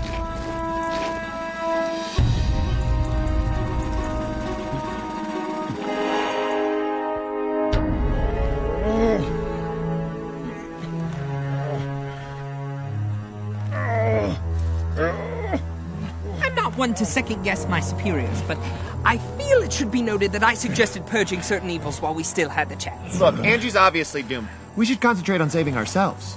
I think that's what she would have wanted. Marcus, you have any magic for this? Not as such, no. That's standard. Oh, good, Crag. And how's your brilliant escape plan coming along? Why don't you try straining and grunting a little bit more? That's going really well. Friends, we must rally together if we're to conquer the evil and save the fair maiden. Now, with Lord Crag's permission, I have a plan. I just don't care. What is it, Squiggles? What is your brilliant plan? We're going to need a catapult and several bales of hay. What is it with you and catapults? You guys see my knife over there? No. I think we should do my idea. It was rated the #1 escape plan in both efficiency and heroic style in Sir Gerald's guide. When I get out of these ropes, I am going to kill you both. Well, now I don't think I want to escape at all. Hey, how'd she get out? Hey, what are you doing? You're supposed to be tied up. Hey, put your rope back on.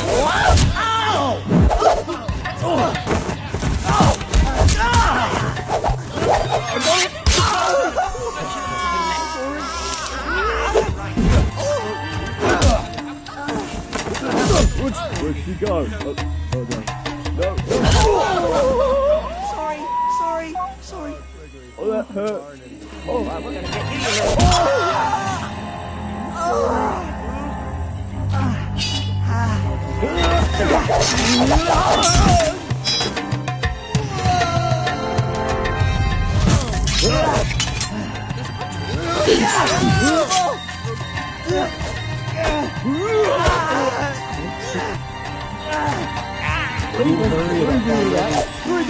I can help. I feel like I can. Shut up,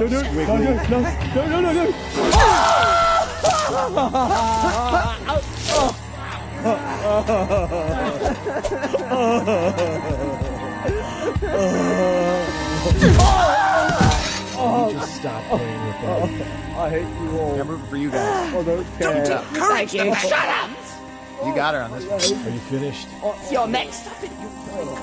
Go get it.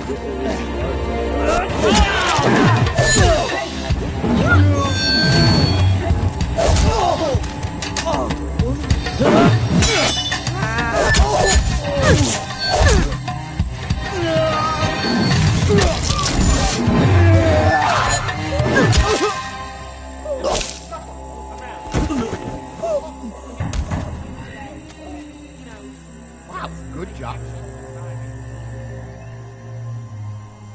Alex. Hey, did you see that? Did you win? Yes. Does she want? Let me go! Sorry, my sweet little Springberry, but I just don't want to. Let go of me! I've chosen well. Our offspring will be very strong. Get away from me! Do you see the beast within you? It is so beautiful, isn't it? Silver! You bitch! You will be mine! Wait. Never mess with a druid in the woods.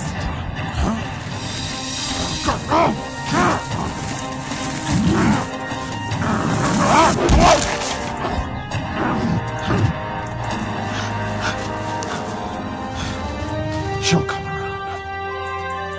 You bitch! I'm kidding. Sweet Springberry? Hello?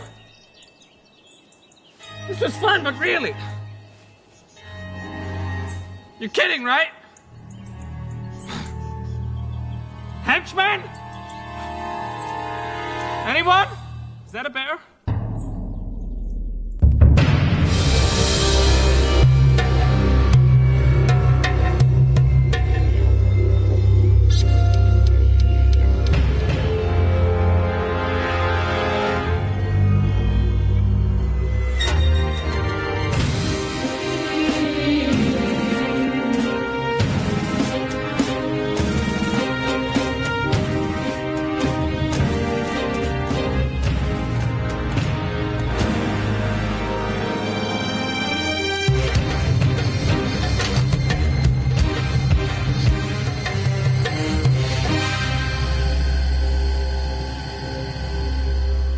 Chicken? Bone?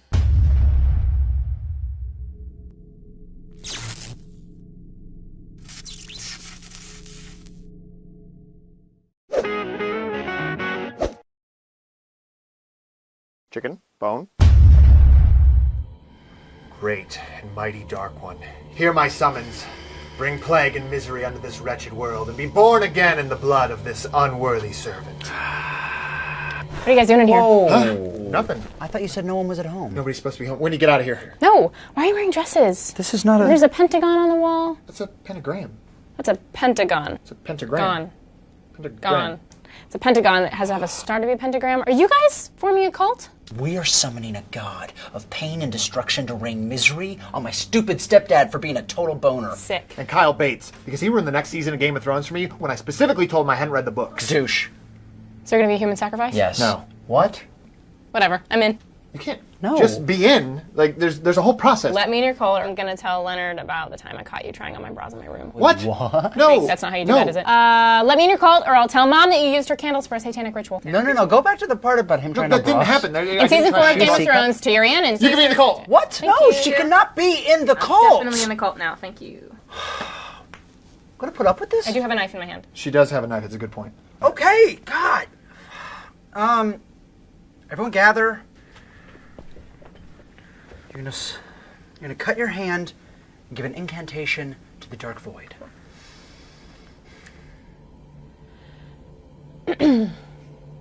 Oh, dark monster thing. Bring sadness. You know what? This is dumb. Can we get to the part with the human sacrifice? There's no human sacrifice. Dude. What? How? And you have to have like a fatted calf. Yes. Or a unicorn. Why are you agreeing with her? Or a virgin. Absolutely. We can use Leonard. No, you can't use me. Guys, I'm totally not a virgin, all right? You're not a virgin. I've done the sex. Describe it in detail. There's two of us. Step 1. Step 1, man loves a woman. And then I'll take that. And plus, this one was trying on bras in my room. Pretty sure still a virgin. We could kill Alan. And we can kill Alan. Kill Alan! No, we're not killing anybody. Cut your hand, put blood in the bowl. No more fun. Wait. Did one of you already use this? No. Because I would bet money that one of you is a leper. This is why I didn't want her to be in the cult. I didn't want her in the cult. I don't want you in the cult. It's not your cult. It is now. You know what? Fine. I don't want to do this anymore. There is no cult. No cult. Leonard? You're a nightmare. I'm a hero. I just saved the entire world from your evil cult. What? Okay, good. My dad needs his bowl.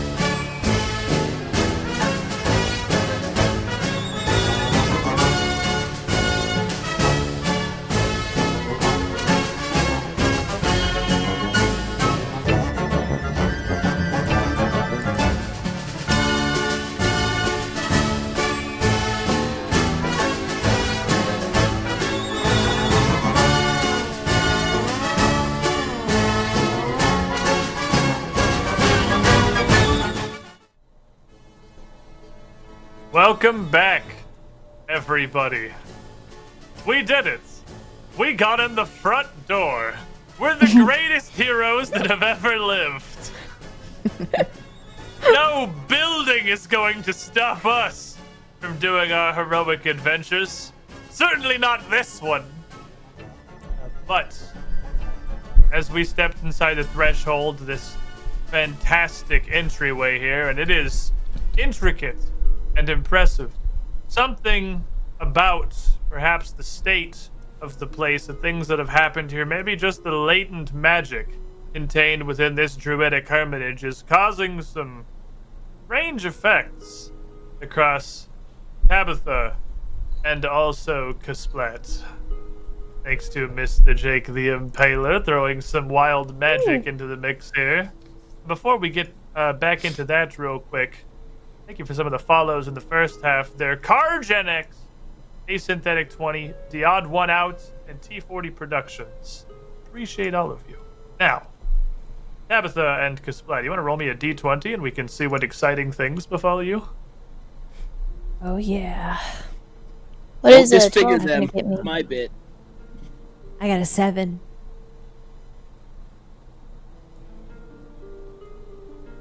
Uh-oh. That's so fitting for Kasplat. What do you get, Tabitha? A 7. Oh, that was your 7. I thought that was She can have it. My mistake. If it's good. One grade, you want 12? That's ultra hilarious. So what did you get then, Kasplat? 12. 12? I'm gonna +1 you there because we've had that one and I forgot to replace it, so I'm gonna call it a 13. As you walk, Yeah, that's what I rolled. As you walk into this front chamber here, I imagine Tabitha last in the door, quickly shutting this behind you, putting this stone barricade between the group of you and the strange slurks outside.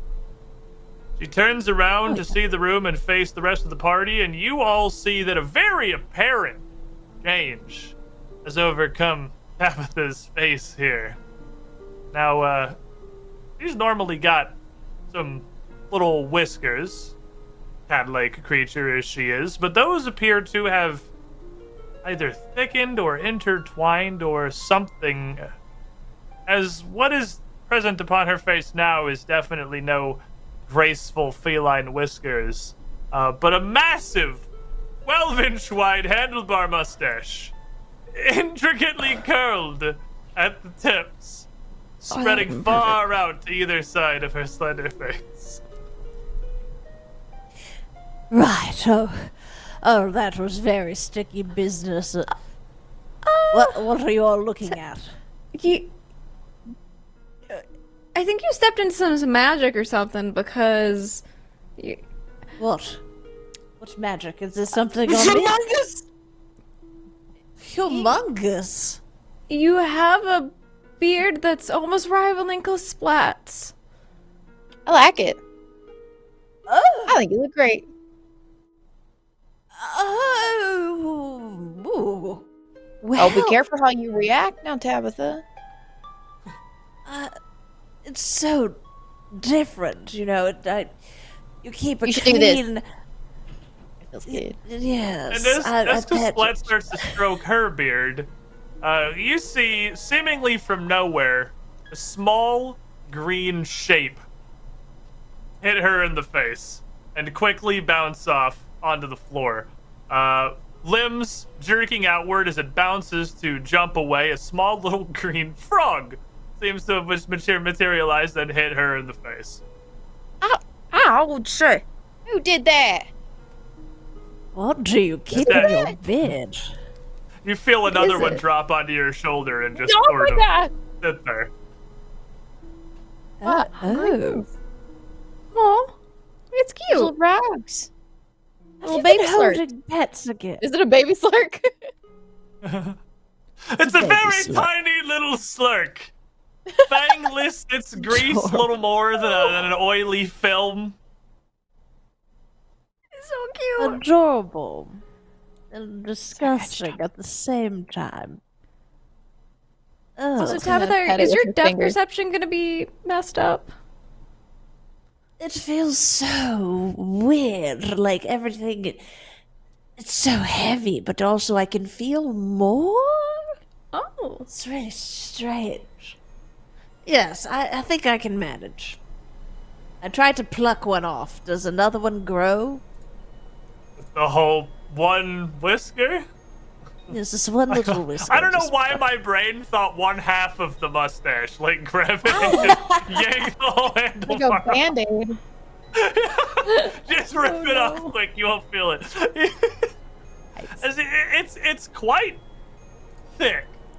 Pulling off a single hair, it's almost impossible to tell if anything has immediately appeared to replace it, as another frog, seemingly nowhere, just bounces off of the top of Kasplat's head, tumbling down her front on the floor before her as it hops away into a corner. Where are you going, little buddy? Can I chase it? The druids! Why is there so many? Is this their nest? Do they nest? Kasplat, what are those things outside do? Are these their babies? Well, a frog bounces off her back as she faces into the corner. You're gonna find their place to live in. Oh, wonderful! I'm gonna chase the frog. How did she get the babies on her? Come here, little babies. I'll look around and see. I'll help what's catch the going frogs. on. Right. While they do try that. to help Kasplat gather up these tiny little slurklets, but as you do it, as fast as you can gather them, they seem to just keep appearing. Not sure from where you're in a building, but they just keep coming from out of the frame of your vision. Some of them flying in from the side and just bouncing off of Kasplat. Several of them seeming to be almost magnetically attracted to slapping off of her face and the top of her head. Bouncing off of her back as she bends over to pick some up, and there's very rapidly nearly a dozen little slurks hopping across the floor here. Obviously quite distracted now. I think they imprinted on you. I think they think you're your mom. Their mother. Oh, come here, little babies. Come here. She's just looking on the floor at all the frogs. Come on. I'll be your mommy. She's gonna kind of bend down, like nurturingly close to them, to the ground. It's like this hulk of a figure, like getting to as small of a frame as she can. There's more of them occasionally still just plop off of you at random, some of them sticking and some of them falling off on the floor. Together. Oh, another one. Come here. But as you collect your frogs, Tabitha looks at the room, and truly this entryway is spectacularly intricate. The tiling across the floor is a light blue, streaked with little bits of white on one side, and a middling gray, streaked with darker whorls throughout on the other.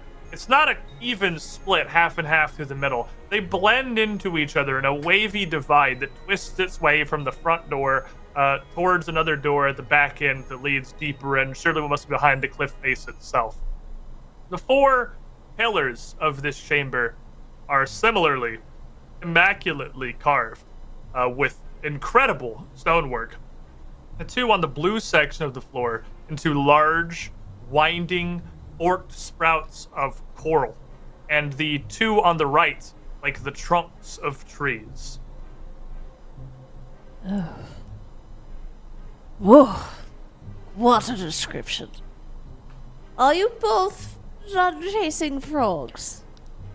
And I think with Bodhiperp's idea, we probably like have the barrel of water and just start putting the frogs, and we could attach it to Kasplat's back. Wonderful. Like a backpack. If you want. Tank of frogs. Very smart. So you don't have to try and carry them all. It's collecting frogs. I still have my backpack of sticks too. Oh, do you want them in the backpack or in the barrel? Yeah, maybe they'll like the nature. In my backpack. And they'll feel close to their mother. That's me. I'm their mother. Don't forget that. It's like me with the duck all over again. Love it. All right. Well, we should move along. Do I see any? We don't see any people, right? Like, You don't see have people anybody been in this around? initial atrium, no. It's quite large, probably 30 feet from this door to the inner door at the far side, and again, it's cross-shaped and two wings off to either side, where there are some benches resting against either of the far walls, with small coat racks and end tables around them. The bench on the left side of the room on the coral side, carved almost like a breaking wave as the seat, flanked with shells as armrests on either side, and at the opposite end, what looks to be, it almost looks like a petrified trunk of an entire tree that has been carved out, sprouting around with these budding branches for armrests on the flanks. I want to admire the craftsmanship of this tree and these chairs. I want to observe and look around the room a bit. Okay. Roll me a perception check. Absolutely. And That's why gonna don't... be a 13. Well, she's looking around. Kasplat and Vera, you two want to roll me a nature here? I'm curious how happy your new little froglets are. 17. I'm pretty happy. You got some pretty happy little froglets. I got a 6. Can I just not roll tonight? You know, Kasplat, you find them kind of easy to gather up into this barrel here, almost because they seem to be like frantically attempting to get away from Vera specifically, and will absolutely come directly to you to get away from her. Vera, you're scaring my babies. I'm sorry. I woke up and today I just feel creepy. I feel creepy and cursed today. These happened and I just want to go back to bed. Don't scare my slurklets. I'm sorry. They called me their mom. I gotta protect them.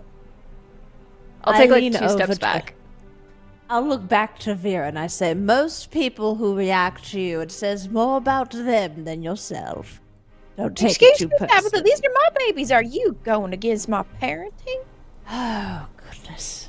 Kasplat, you've been a mother for 5 minutes. I'm the best mother this earth has ever seen.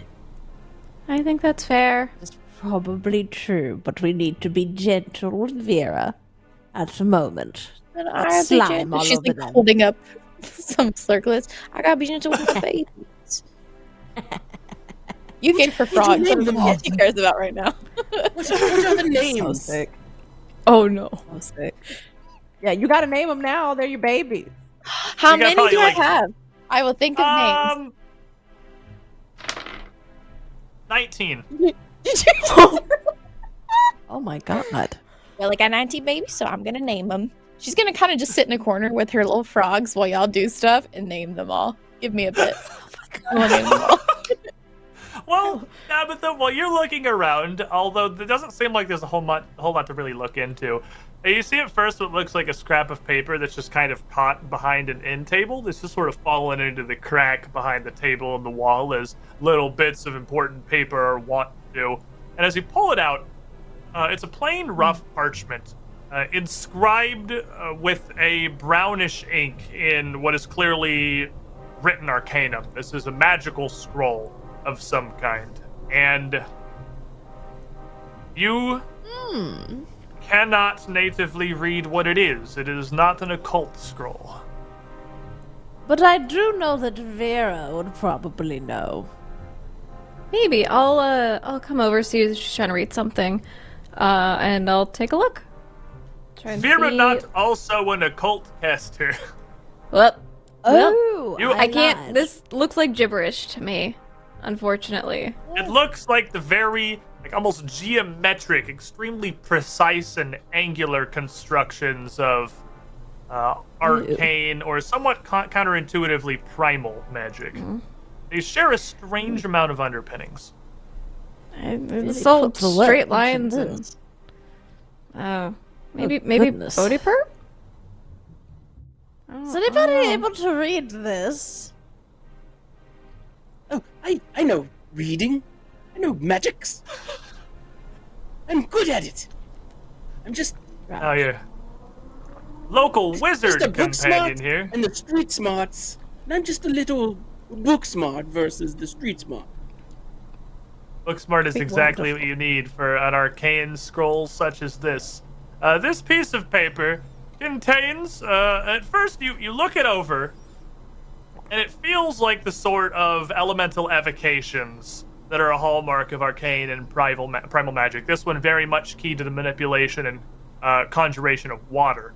But you think you read it wrong at first.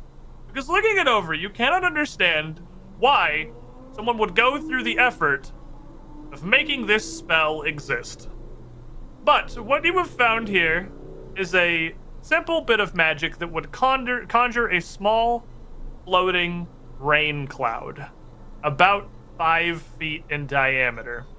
And you would conjure it over a target of your choice, where it would stay about arm's length overhead, just raining constantly. Okay. For about a minute. Personal rain cloud?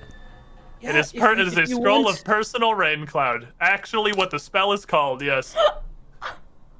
It's very convenient if there's like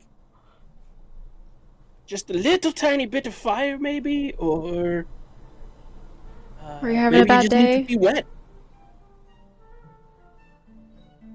Is Bad it day, right? really? It's not selling me on this. No, I don't know why. It doesn't even do like lightning or nothing. We could use it in like the circus.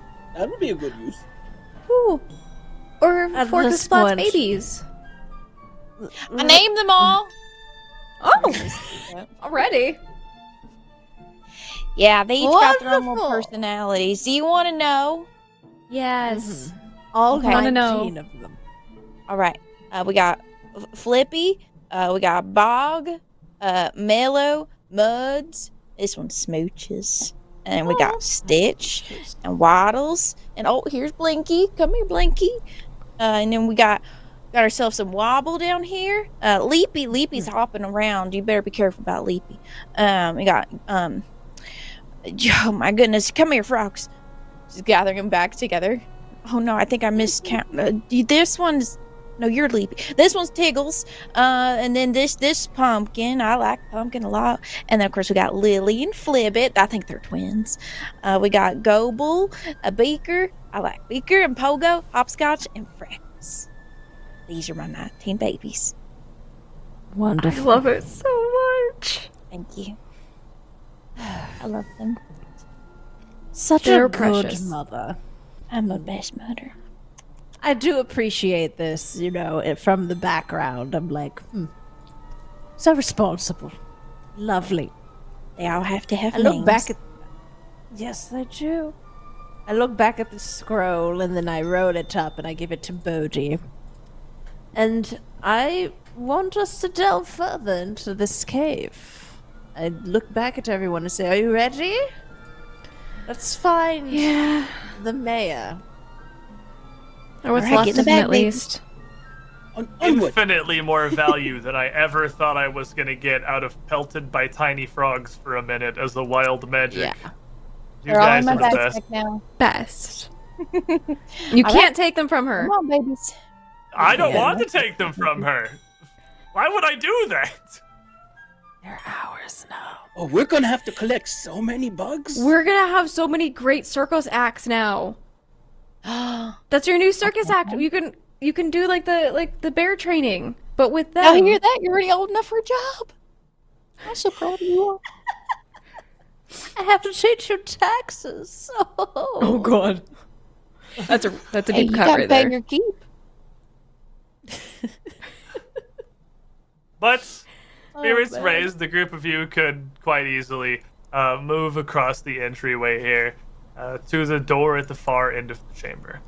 And if you thought the decoration of this entryway, of this simple receiving area was impressive, the two brass doors that swing open into the rest of the hermitage are carved, kind of matching the theme of this sort of split room here. A vaguely humanoid figure across the face of each half. On the right side, a male, torso rising up from a whirlwind, lightning in hand, almost like a depiction of Zeus, where on the left, it is a clearly feminine body emerging from sea spray surrounded by a whirling torrent of water. And it wants to throw religion at this and we'll pass it someday. I believe in you, team. I'm trained. I will Come on, roll Odie, for per- it. 23. No, 22. The 22. He got there. It's statues. We made it. So sorry, You would- Ash. You would know, and Ash, you actually said this. And it's so perfect because I know you don't know. When you were coming in from the door, you were trying to get some distance on the that path away from the wind and the waves. That is quite literally a depiction of the god Gazra that rules over this temple here in the cliffside. A god literally referred to as the wind and the waves, as are his two depictions on either side of this door here. He is an ambiguous tempest, a raging storm bristling with lightning and thunder, and simultaneously, she is a merciful and graceful goddess emerging from the ocean, supporting these coastal villages, keeping their boats afloat and their nets full. As a matter of fact, even in the most basic tenets of Gazra, the very concept of this deity's gender is ambiguous, as both of these depictions upon the door are Gazra, the two halves of this one whole. I think we found what we were looking for. Maybe? Yes, it's the same god that was on the bag. Their holy We found it in symbol the wood. is this leaf with the droplets, indeed. The bag. In I was in there for forest, the bag. Like 2 days ago. Right. 3 days ago. Right. Some days ago. When everyone died the first time. I also found their symbol on this piece of fabric in the church. I think it was the church. Yeah, it was the demon cloak. So. Just has a druid written all over it. So, are we? Oh boy. Are we thinking that the druids are directly responsible, so we should go in ready to defend ourselves, or are we thinking that the mayor's down there and we should just talk to them? Maybe talk? Let's not be so hasty. Maybe we need to observe our surroundings. Maybe we need a bit of stealth. The quiet one should go first and do a little reconnaissance, as they call it. Well, I'm that's pretty not sneaky. me. I guess I could go. I got 19 Now, babies. Splat. Yeah. I know you have 19 children at the moment, but are you I'm a busy capable mom. of putting them as... Of course. If we need help, if things go sideways, would you be able to help us in our time of need? As long as it doesn't hurt my kids. I'm What if I left responsible Ballast for their to watch over lives your kid? now. I'll leave Ballast to watch the kids. A little lightning bug comes up, falls on my Well, shoulder. They'll probably eat them. I'm sorry. There's a bug. These are frogs. You've made that a good point. I don't think they've eaten in a minute, so they're probably hungry. That's okay though. I'm sure them in my backpack is lulling them to sleep, so they'll be very quiet, and I'll be trying my best. Wonderful. We will try to be as silent as possible. Yeah, that's right. And I rolled a 15 plus 8 for stealth to go first. As you have a fairly large set of doors in front of you that can only be opened so sneakily. Yeah. But as you push open the pair of brass doors here, trying for subtlety. Trying so hard. But it's just something that isn't entirely available here. You would reveal a hallway, 50 feet long, terminating in a golden door, with even more ornate and remarkable sculpture across its face. A series of pillars down either side of this main walkway, with a single figure of a gray-robed woman standing near the door alone, wooden trident in hand.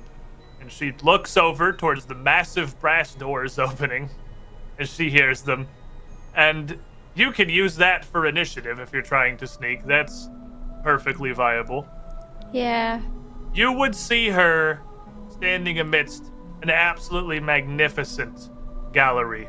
This hallway illuminated with magical light from spheres atop these pillars, as they are not supports holding the ceiling, but almost pedestals, arcing up 8 feet overhead with soft, glowing, colorful light emanating out from these orbs perched atop each of them, illuminating an arched ceiling 20 feet above you here in this massive chamber carved into the cavern.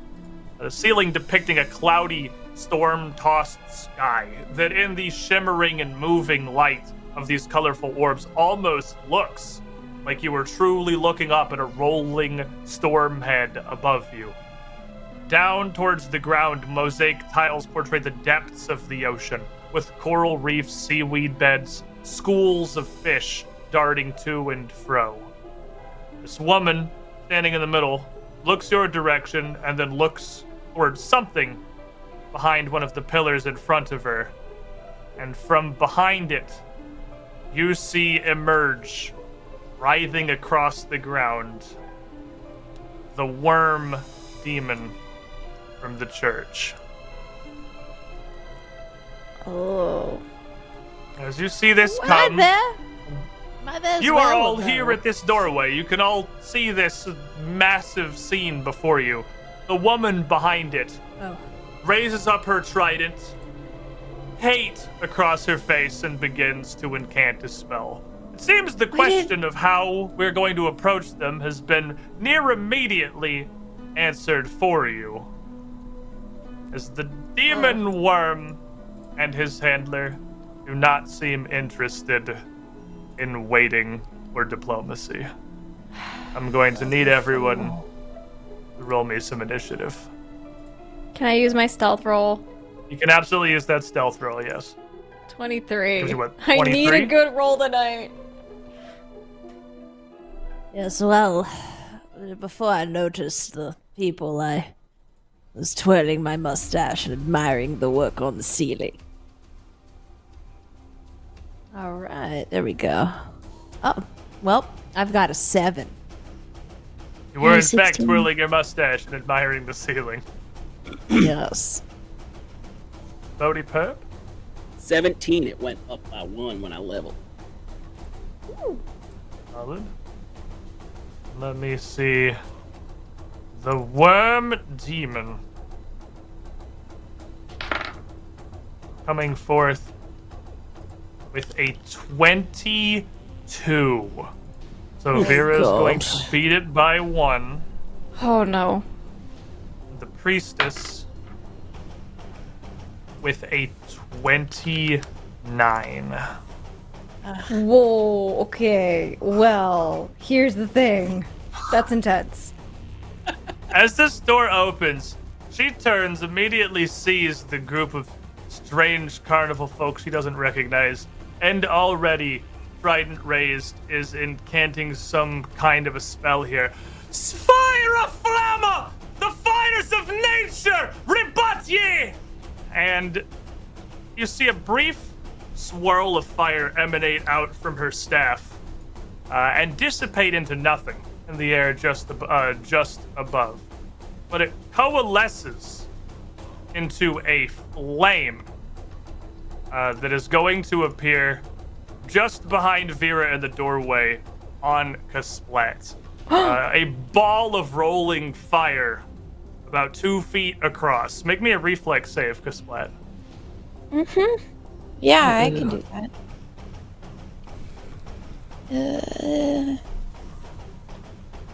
Oh, yeah, I can do that. 23. All right, solid. With a 23, you are able to dodge out of the way of this as it manifests. And it is a very contained orb. Surprisingly, nearly no heat seems to radiate out from it as you dodge away. She'll take no damage whatsoever from that attack. As a spear still raised up overhead. She raises her other hand before her. My pass! And with a flash of energy, a shimmering shield appears before her. Vera. Okay, seeing that diplomacy is not an option, I'm gonna move 1 step up so that I can get both of them, and I'm going to cast Sound Burst. And as Vera does this, she looks at the two of them, and it's just this cacophony of noises around them explodes.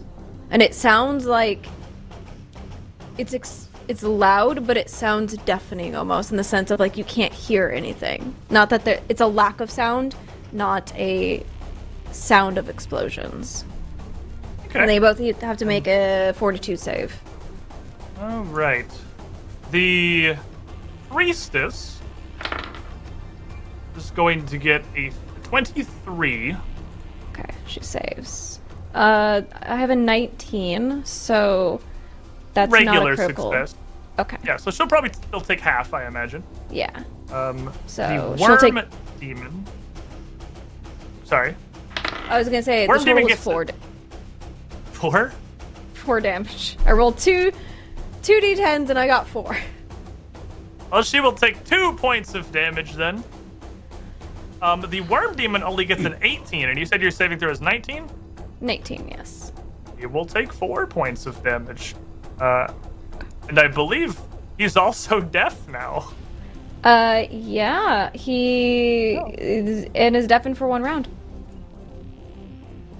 Nice. Move up and cast is 3. This worm on the ground, you see it pull itself up almost like a coiled snake, and then a sound blast ripples over it, and it rides and recoils. Clearly very disturbed by this.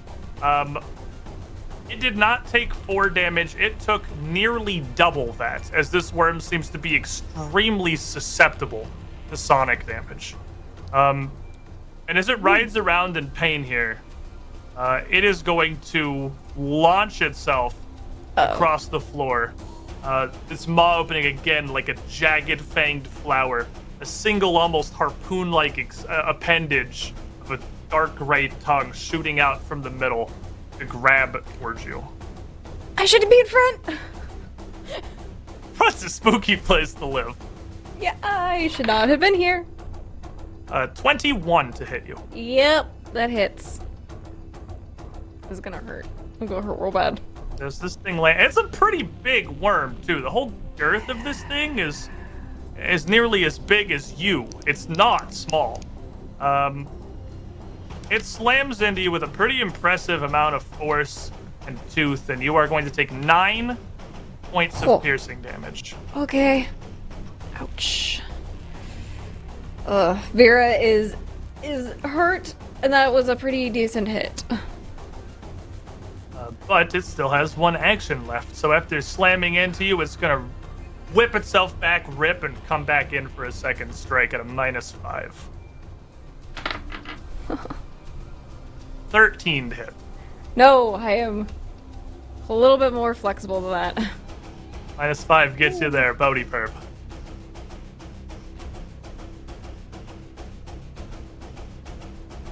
Okay. It's a double door, right? Like I can get past double that door. fire? Yes.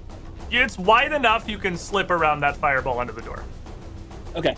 I would like to kind of slip in and just kind of hit this back corner here. Okay. And and then taking assessment of the situation, I would like to cast snowball at the priestess in the back there. Okay. She's saving, or are you hitting? To hit. It's a hit spell. So it's not a lot of damage, but let's see what happens. Here's my other d4. Give her a bonk. Okay, I rolled an 18 plus 9, 27 to hit. 27. As your snowball flies towards her, the shield she has in front of her, she pivots over your direction. The snowball is going to crash through it as it shatters through her defense here, but that will hit. Okay. Target takes full damage, which would be 6 damage, and has a 5-foot speed penalty for 1 round. Okay.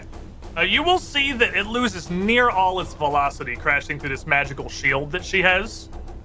But it does still stick, and it does still slow her.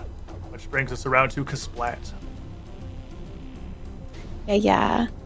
Am I the fireball? You're the fireball, yes. I can make the fireball slightly smaller. There you go. I want to set down my little babies right here. And as she does it, she's going to shimmy it off and be like, okay, I need y'all to be respectful. Okay, this isn't your place.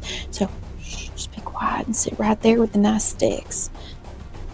And then...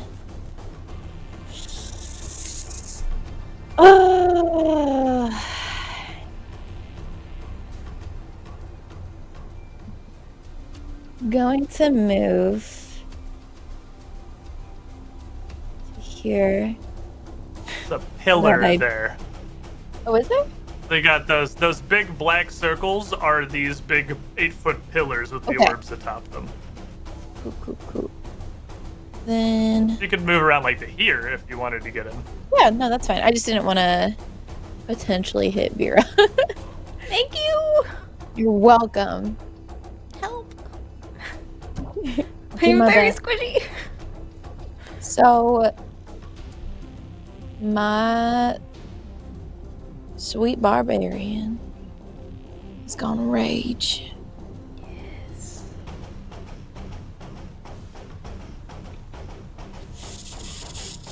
She's feeling feisty. And, she... I'm gonna use my battle axe. I'll never use my battle axe. She's pulling out a weapon and she's raging? Ooh. Yeah. Bad times for the bad guys. The only time I've used an axe was in the first episode when I threw it at the snakes.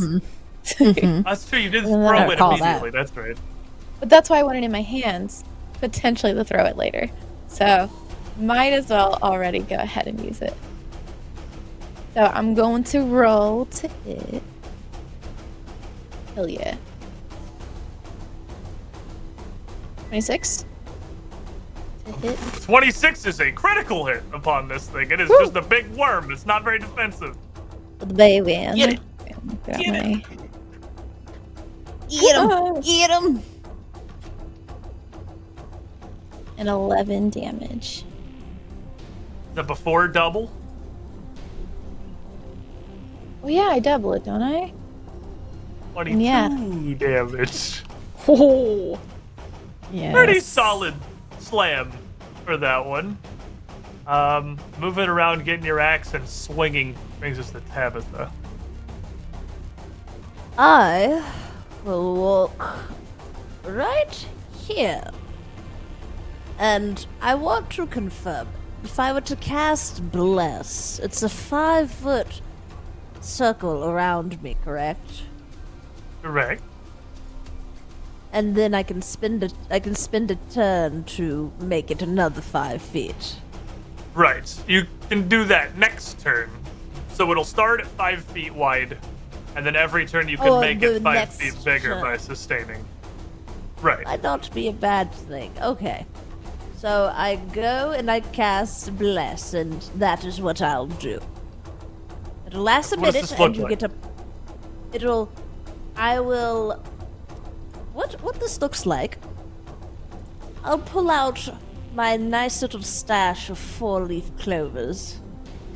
And I'll rub them in my hands real nice.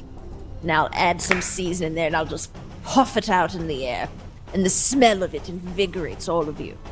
And you all get a +1 status bonus on attack rolls, so just to make you a little more of an edge. And I will try to increase that next round. But that is what I do. Alright, so for now, Vera feeling particularly blessed here. Right. The priestess is gonna call out, "Ye who intrude upon the sacred halls of Gosra, who find yourselves rebuffed by wind and waves both!" And holding a trident still aloft here, she swirls it. You see another little wash of fire around the tip as she sees Kasplat's big ol' axe slam come in on this worm demon. This fireball is gonna roll in. It's on top of Tabitha. Hold on, there we go. It's gonna roll in around and back to Kasplat as it chases after your barbarian. Make me another reflex save, Kasplat. Whips around Tabitha. You don't have to dodge it as well in 2nd edition. It's only where it ends up. Right. The compound. Thank you for the raid. I just blessed this reflex save. Oh. Is it blessed? Well, it's theoretically blessed by the chat, so, like, it's It's blessed bad. in spirit. It was really bad. It's not a blessing. It's a curse. Oh no. Oh no. It's a 7. I'm sorry. Just a little 7. 7? 7 is a critical failure. Cool. That's Raging as you are, focused up on this worm, you all see this ball of flame slam dead center into Kasplat from behind. You are gonna take. What? She goes down. If she goes down, can I use my sawbuck for her? Is that possible? I don't think she's gonna go down, but I don't think she's gonna go down. No, I'm if she You ever are- does. You are going to take 24 points of fire damage. Oh, It's just okay. blasts into Kasplat. A lesser man might have gone down right then and there, but Kasplat Oh yeah. A lesser man. standing perfectly fine. That's right. And with that motion, as the fireball rushes into the room, she contorts the fingers on her other hand, almost making a shape as they kind of kick back and writhe, like gnarled roots rolling out from a tree. She almost hisses out, "Cortex Palace!" and pulls this up towards her chest, and you see sprouting out from her hand, her skin starts to ripple and harden and contort. You see this come down her arm and up her neck from the collar of her robes around her face, looking almost like bark growing up across her skin. Vera. Okay, here's a question. I want to do something maybe not as smart. Can I move through the creature's bubble? Yes, it it is. I want to move here. I can't click for some reason. I want to move right in front of the wizard chick. If And I you only want have to 25. moving through an enemy, because he's kind of between the pillars, he's taking up most of the space in this hallway, you do something called tumbling through, which is an acrobatics check Okay. against their reflex save. So it's basically, you gotta be more nimble than it is to get through. I want to do that. Alright, give me an acrobatics check. Okay. I love this. I love this new rolling. I have an 18 plus 3, so 21. 21 will do it. Okay. As you see Vera nimbly slip past, charging down the hall towards the sorceress. And is that one action? And it's just one action, yes, when you succeed. Awesome. And then so with my last 2 actions, I'm going to grab her hand and cast Touch of Idiocy on her and tell her, you will not hurt my friends. And she has to make a will save. I love Touch of Idiocy. Oh, it's time to cast Stupid. Oh, good. Idiot. As you touch and you discharge the magic from your hand into her, you're looking straight into her face here, and her eyes sort of flare up. And immediately, your mind is assailed by what feels like a rolling storm thundering through your consciousness. I need you to make a will save. Oh. Okay. Natural. I'm very confused on what I just rolled, and I will show you all what just happened. It says a 20 on the die, but it also says a total of 6, which I don't know why the rolling dice. I posted it into our chat. I don't know which is happening. Oh, it's because it's on the 6. I think the angle makes it look like it's a 20.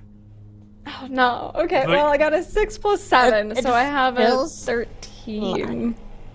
I only got a 13. That looks 20 to me. I know, it looks like a 20. Whenever we use virtual platforms, this is why you always gotta go with what it says, because they're not the greatest at the actual simulation of the die rolling. I'm gonna throw that in chat so they can look at it. It looks hella cocked. Well, just roll it again. That looks really cocked. I think you should roll it again. If that happened in a dice tray, I'd roll it again. Roll it again. I am not doing well, but I did better. I got a 9 on the die. 3 higher. 9 plus 7, so it is doing a little better. 9 plus 7, so I have a 16. Not a great, 16, but... The 16 is going to fail. You are going to take 11 points of mental damage from this recoiling blast into your mind here. But this does not prevent her from making the saving throw.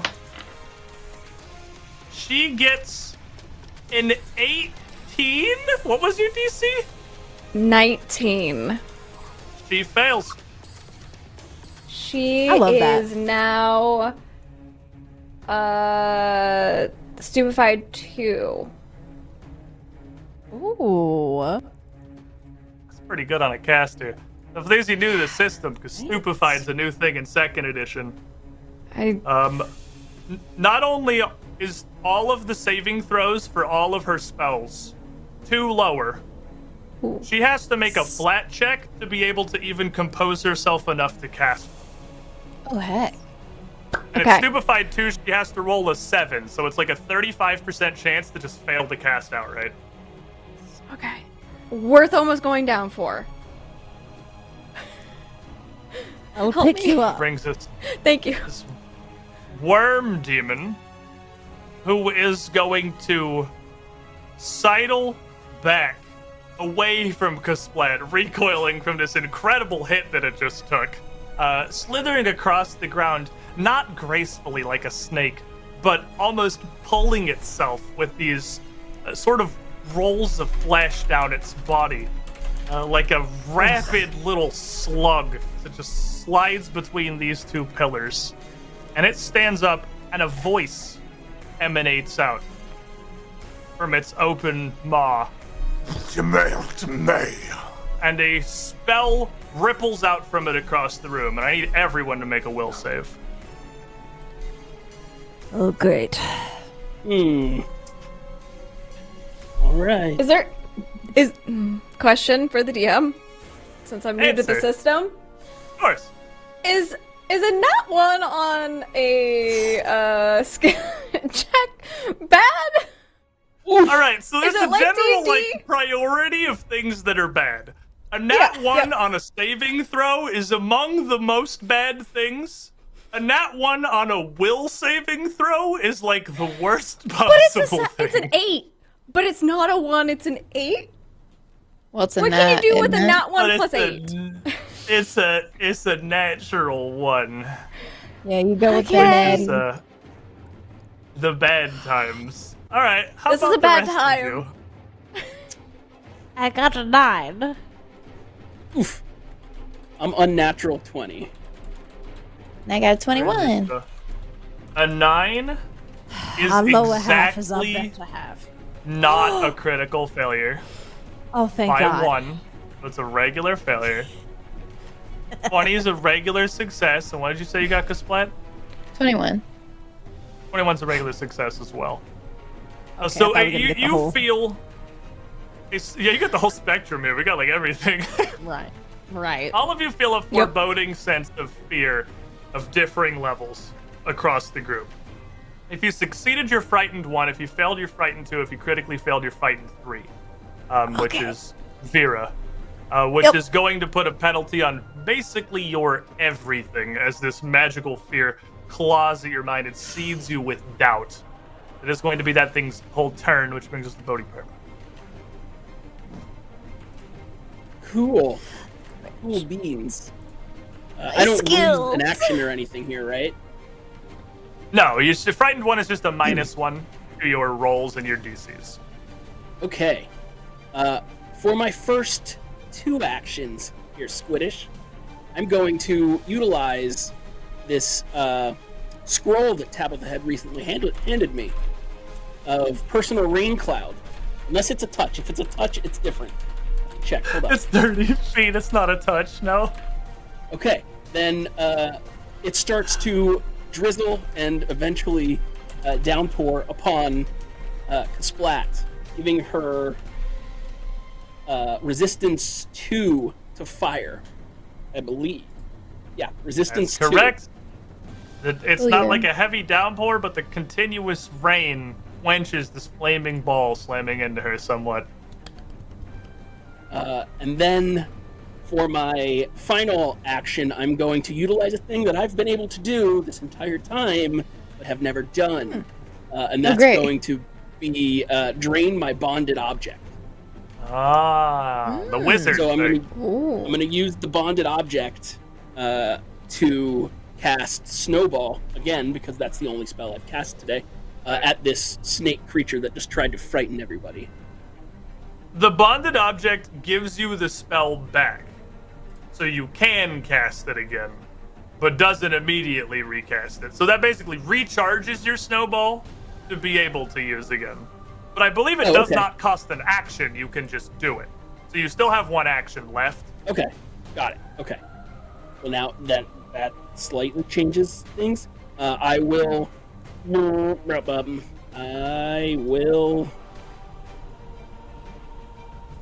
yeet a dagger at the snake from my distance. Yeet it up, Bodhi Perp the Battle Wizard. And I'm going to -1. -1, correct. And on the die, I believe in Pathfinder, you can tell Pathfinder that you're frightened 1 or whatever, and it will actually change your sheet for you. Yeah, I added a 3, and it's very red numbers everywhere. Oh, I'm sure it is. I love my negative modifiers. Oh yeah, everything's red now. Everything. Does a 16 hit? 16 exactly hits the writhing worm. Nice. You're gonna take 3 points of damage from my little dagger. My little gnome dagger.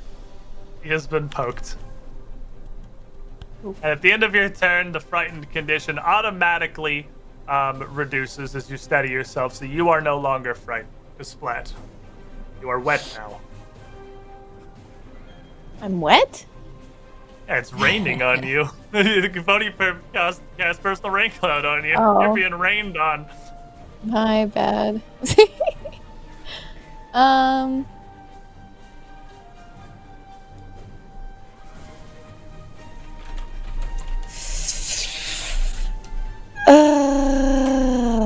You know what sounds fun?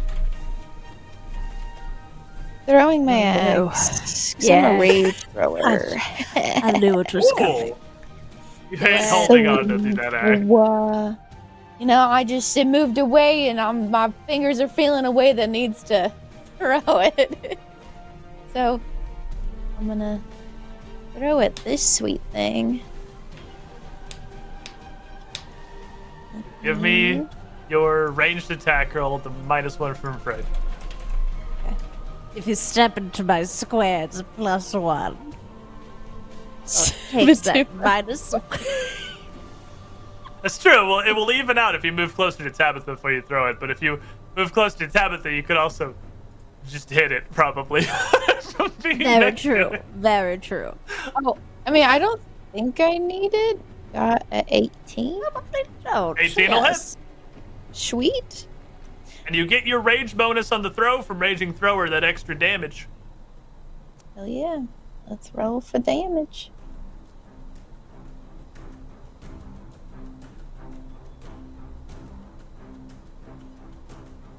$10. So 20?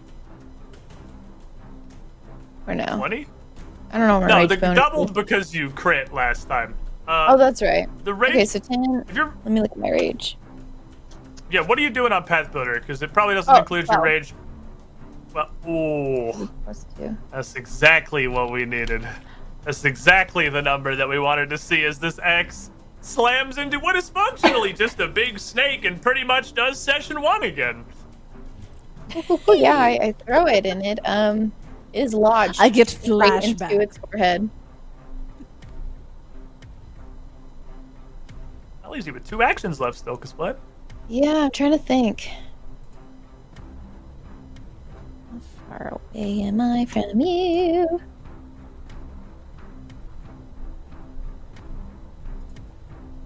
I wouldn't be able to make it to her, right?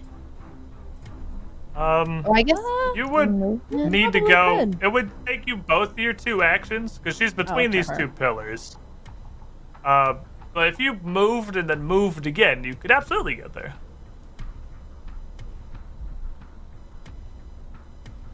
Cool. Yeah, well, I'll use those and we'll sneak up behind her. Oh, you might need to move my little fireball. Well, the fireball doesn't move yet. Fireball moves on her turn. Oh. Tabitha. So Tabitha will walk here just to give a little bonus. Thank you. And honestly, it wouldn't matter if I guess I could. How many feet is that I just did? 10, 15, 20. That's exactly my movement. Okay, so instead of doing that, I think I'm just gonna do. Ooh, you're in the way now because I stood behind you. Oh no. No, that's not bad. That's not bad. She. I will block you with she's my body. right? Since she's already, I can probably tell that she's frightened. I don't think it would really help to do a fear thing, right? 'Cause- The priest? Yeah, on the The priest. priest doesn't look frightened at all. The priest is stupid now. But she's not stupid, frightened. stupid. I mean, I moved, and if I do it, so I'm here. I'm gonna do fear. I want to see if I can get something done with fear. All right, and stupefied is a penalty to her will saves as well. So she has a Nice. -2 to this roll. Oh, heck. Stupefied. I told you, Awesome. stupefied's real good on casters. I so didn't good. tell you. You told me that. What is my save? 27. Oh my gosh, she saved. Because I'm pretty sure it's probably a 24. If I wasn't frightened, she would be right under it, I think. Damn it. Okay. So yeah, I try to cast fear. That doesn't work out. And Too that's my stupid to be turn. scared. Apparently. She kind of recoils back from this and sees Chelseabyte behind her, and you see her blink a couple of times, almost in confusion, and quickly whirls her spear around one more time. And yes, indeed, the fireball goes zooming around the room, back to Chelseabyte. She's not currently smart enough to not slam it into someone who has fire resistance. So yeah, make me a reflex save. Do I still have the water thingy? Yes, that makes you take less damage. It doesn't help you with the reflex save, but it will hurt you less if you fail. Okay. 22. 22 succeeds. And with that again, you're ready this time. And you're able to dodge out of the way as this thing sails just a little bit past you, stopping and losing momentum like it's going to swing back. But she diverts her attention to this spear and to Vera in front of you. Hello. And she twists this trident around and then calls out, "Wind and the waves, guide my strike!" and just swipes it towards Vera. Too dumb to cast? Swing stick. What are you trying to say? She got a 14. Melee, not her forte. Just misses. I have a 15 now. Ooh. And swinging it once, she again just presses the assault, whipping it back at a -5. Okay, so 12 minus 5 is 7. Is 17. On the backswing. Oop, my dice! No, come back. I'm not dexterous either. And as this unable, terrified as you are to intelligently dodge this second strike, you are going to take another 10 points of damage. I'm at -1. Do we have negative ones in this? We don't have negative anymore, but this is the first time somebody has dropped. Yep, as you go immediately down, fall back into this strike is into Tabitha. Spirit kind of crumples into you here, Tabitha. In second edition, we have a completely different dying system where you don't die instantaneously if you get to negative your con. And you know what? I'm okay with removing the instantaneous death thing. You are now dying 1. Okay. Because you just went down to a regular hit. So your initiative moves to right before the person who knocked you down. So everybody else will get a chance to intervene before you start having to make death saves. If it comes back around to your turn and nobody has stabilized you or healed you, you will just be rolling a flat d20 with basically a 50-50 chance, 11 plus no modifiers whatsoever, to stabilize naturally or to succumb to death. And you will go to dying 2. And I go to the back of the initiative because I would be next. Exactly, that kicks you to the back of the initiative. So the intention is the rest of the party has a chance to intervene before you have to start making death saves. Gotcha. So if you succeed at that roll, you stabilize. If you fail, you go to dying 2, and we'll cover that if we get there. But that is all of her actions, which means it's Bodhi Perp's turn. Okay, well that's not good. But now that this snake guy is out of the way, and I don't have to worry about it, how many actions is that? Okay, I'm going to move just to get a little bit better kind of vantage here. And then I'm going to join the conga line. Yeah. I'm going to cast a spell called Sudden Bolt. Which calls down a small bolt of lightning on the target, dealing 4d12 electricity. Definitely just zap a guy. It says basic reflex as a save. Okay. How quick is she? Not at all. She is a wizard. Okay. Yes. Zapper. 11. That's against my DC, right? Against your spell DC, and you're not frightened anymore, so it should be your full spell DC. Yeah, it's 19. So she's just gonna fail. She's gonna take 4d12 electrical damage. Okay, so wow. Oh my. Oof. It's gonna be 41 damage. What did you roll? I rolled 2 12s. How did you do that? And a 6. My math. That's oh right, my right? gosh. Yeah. 2 12s, 24 and 11 is 33, and a 6 is 39. 39. But holy crap! Oh my. Wait, no. 2 12s is 24, plus 6 is 30, 11, 41. Right. Oh, you're right. You're Yes. right. No, you're right. Yeah. 41. I'm dumb. Holy crap! All right. Well, that's a friggin' blast of lightning right there. As that absolutely rips through this sorceress here. What does this look like, Bodhi Perp? I think it's more shocking to every because like it's a new thing to Bodhi Perp. So he's just kind of like, points his finger up in the air. This the smell of ozone fills the room first, and there's this quick discharge. It's just right down, and with the bright flash, when it clears from the vision, it's just like a smoldering pair of boots, kind of there. Amazing.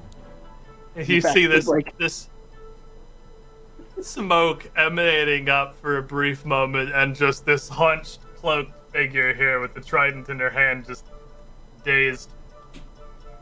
She snaps her head up and looks right in Bodhi Perp's eyes. You think a god would let you defile his sanctum? He is not down. He is still up. Kasplat. Because Splat wants to first say, well, I mean, God gave me a bunch of frog babies. It's doing great. And then she wants to punch her in the back of the neck. Fair enough. She's right there. Blamper. Yeah. And right in the back of the neck. Hell yeah, I definitely hit with a 27. 27 crits. This is great. I love this. So what? Yes. So what happens to her? She's definitely going down to that one. That Kasplat, what worm? happens to her? That worm was all talk. We should have fought that worm earlier, honestly. Yeah. Yeah, so she says what she says, and she's like, and honestly, I need to get back to my baby, so you gotta go to sleep, honey. She's gonna veer up, and she's gonna punch her in the back of the neck. As Kasplat just cracks her, her body slams into the pillar next to her and just crumples onto the ground. Oh my god, I Without her immediately command. soothe. I soothe Vera immediately. Thank you. Ow. Without the sorceress's command, this fireball, as it seems to swing to head back towards Kasplat, dissipates into a puff of steam, leaving the room suddenly empty and silent as Tabitha frantically throws some magic into Vera here. How much HP do I get back? Do I just get the HP back once she uses Soothe? Yeah, you'll get whatever amount she rolls out here. Okay. All of the music.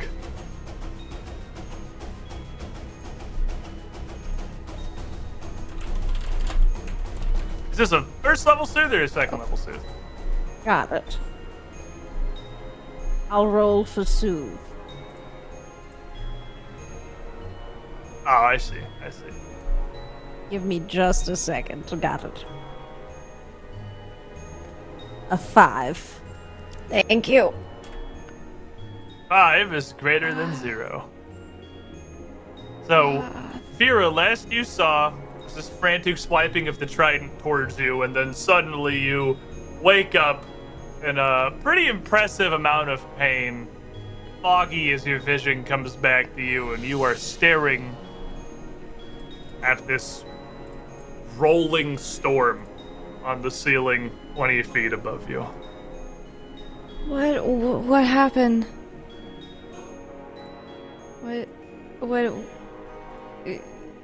Why is it raining inside?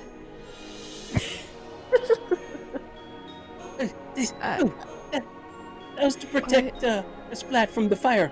That was the scroll that Tabitha found. Oh, okay. Thank you for that. A lot of things are happening.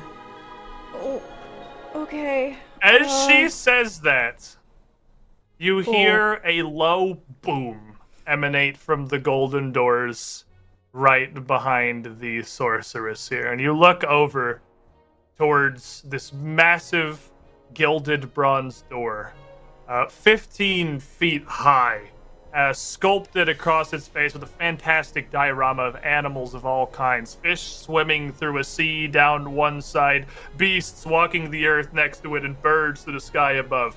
And as you look, this boom, all of the reliefs of these animals upon the door turn.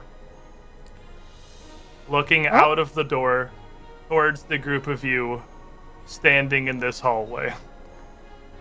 Am I you imagining see a shimmer that? race across the door, and a voice, seemingly from nowhere. You're not sure if it's from the door, just echoing through the room, or just even within your own heads, rumbling like a wave, crackling like thunder. Corruption has shut this door, but that cannot keep us out. Cleanse these halls of the corrupted that infest it, and this door will open for you. The fate of this land rests in your hearts and your hands. And a flash. There's no motion, there's no movement. You just kind of blink and the door is exactly back to how it was. The animals are no longer facing you. They're sculpted in their majestic poses as they were. It looks exactly as it was when you entered the room. Am I imagining things? I don't think you are. That looks very real. Okay. Well, I ain't got time to save the world, but and she's gonna start running out the door they came in. I gotta save my babies. She's gonna grab her backpack and put it back on. Oh, thank y'all for behaving. You did so good. Wonderful. If I'm understanding correctly, we're supposed to clean the hallways of bad guys or evil or something. I mean, you're wearing many hats. It's a lot of work. Like Vera's almost dead. Yeah, I think I might have almost. I don't feel good at all. That pie that we made earlier, would that help? Certainly would. I feed you a Can't pie. hurt. I will gladly take the pie and just consume it. It is Taking the one of- best thing I've ever had. One of Tabitha's Holy delicious Mary. fortifying pies, you will gain 1 more hit point. You have 6 now. Wonderful. Yay! 20% increase in the amount of health that you have. Pie is amazing, and that made me happy. I can also soothe myself, but I will wait for that. And also, I don't know if this is the first time we've had like really severe damage, I think. In second edition, you don't have to use magic to heal. You can take 10 minutes to use medicine to either tend to yourself or have one of any of you that are possibly better at medicine tend to Vera to attempt to just like bandage up her wounds, apply some poultices, clean it up as well as you can, treat her in a mundane fashion without any magic. And as a matter of fact, until you do, coming back from the brink of death, you right now, Vera, are wounded 1, which means should you go down again, you will not go to dying 1, you will go straight to dying 2, and be within risk of dying instantly should you critically fail your death save. 4, which with my is dice death. rolls. Very possible. Yeah, with my rolls. That is something that can perhaps wait until next time, as I think here, what may very well be the voice of God booms out from this door at us. It's a fine place to leave today's session. For next week, and do you know what next week is? It's the finale. It's gonna be bad. It's gonna be good.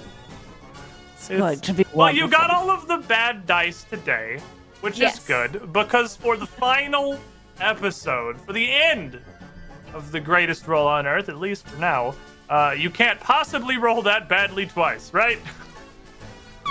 The power of positive thinking.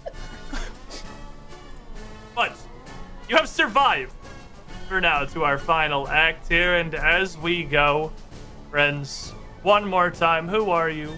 Where can we find you? What do you do? Let's do the you backwards. Vera, I think you've earned getting to go first. I guess it's Ash now. We're at the post show. I mean, both ways go great. I'm Ash. Ivan, Vera, your nearly dying sorceress. You can find me at Arcane Faith with a Y everywhere on the internet. I stream pretty much Monday through Friday now, except Tuesdays, because we're having fun here. You can find me on my Twitch channel over there. I play a variety of games. I've been playing a lot of horror games right now, and I'm playing one called Cooking Companion, where it's what it sounds like. That's a horror game? Yep, it's cooking your companions, I think. Might be cannibalism. Maybe. I see. I'll pass it down to Sam. My girl is muted. Muted. I'm muted, everybody. Sorry, I was busy whispering to my babies. I'm Sam, and I'm the new mother to 19 slurklets, and I will take care of them in this campaign. But I stream also Monday through Friday. Well, except for Thursdays. I'm in back-to-back D&D campaigns. If you want to know more about those, you can come to my stream and I'll tell you. But yeah, I started at 8:30 a.m. PT going through Final Fantasy XIV.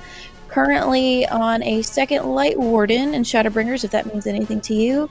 I am going to defeat it tomorrow. And I am nervous because everybody keeps telling me they're excited to see my reaction, and I don't know what that means. So we'll see what that means tomorrow. Your turn.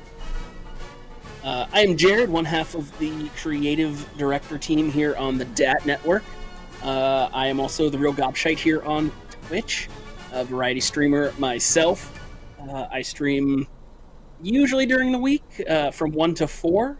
Tomorrow I'm building a PC for a friend, so if you like tech builds, come and watch me put together a PC.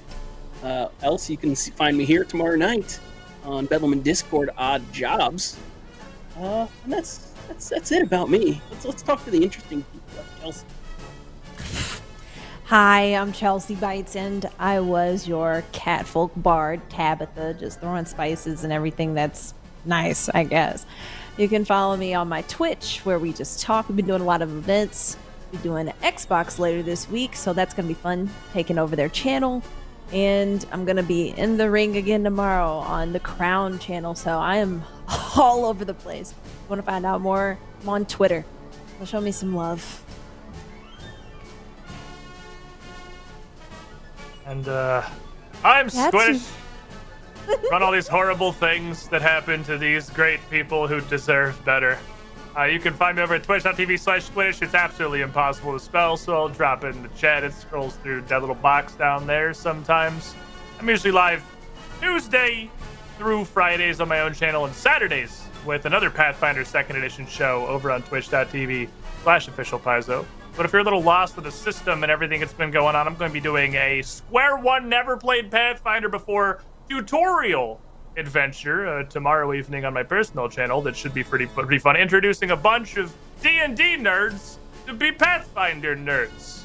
I'm like a traveling, proselytizing Pathfinder cleric throughout the internet. But I hope you all have enjoyed, and I hope you will join us next week for the final episode of this adventure, where I'm sure everything's going to be great and nobody's going to die. Oh, yeah. Thanks for hanging out. There's also a bunch of other DAT shows here in the channel. Nightbots just posted up. You got stuff basically every freaking day at this point, don't you, Jared? Yeah, we have content every day of the week. This week's a little different because my other half here at the network went to a wedding, so the weekend is kind of dark for us, which is nice because then, I can sleep and maybe have fun and not stress out about having shows. But almost every day, yeah. You get 5 minutes to yourself for once. Before we go, thank you, Blade Runner 8219, for the follow and the cadence for the subscriptions. Next week, same dad time, same dad channel. Good night, everybody.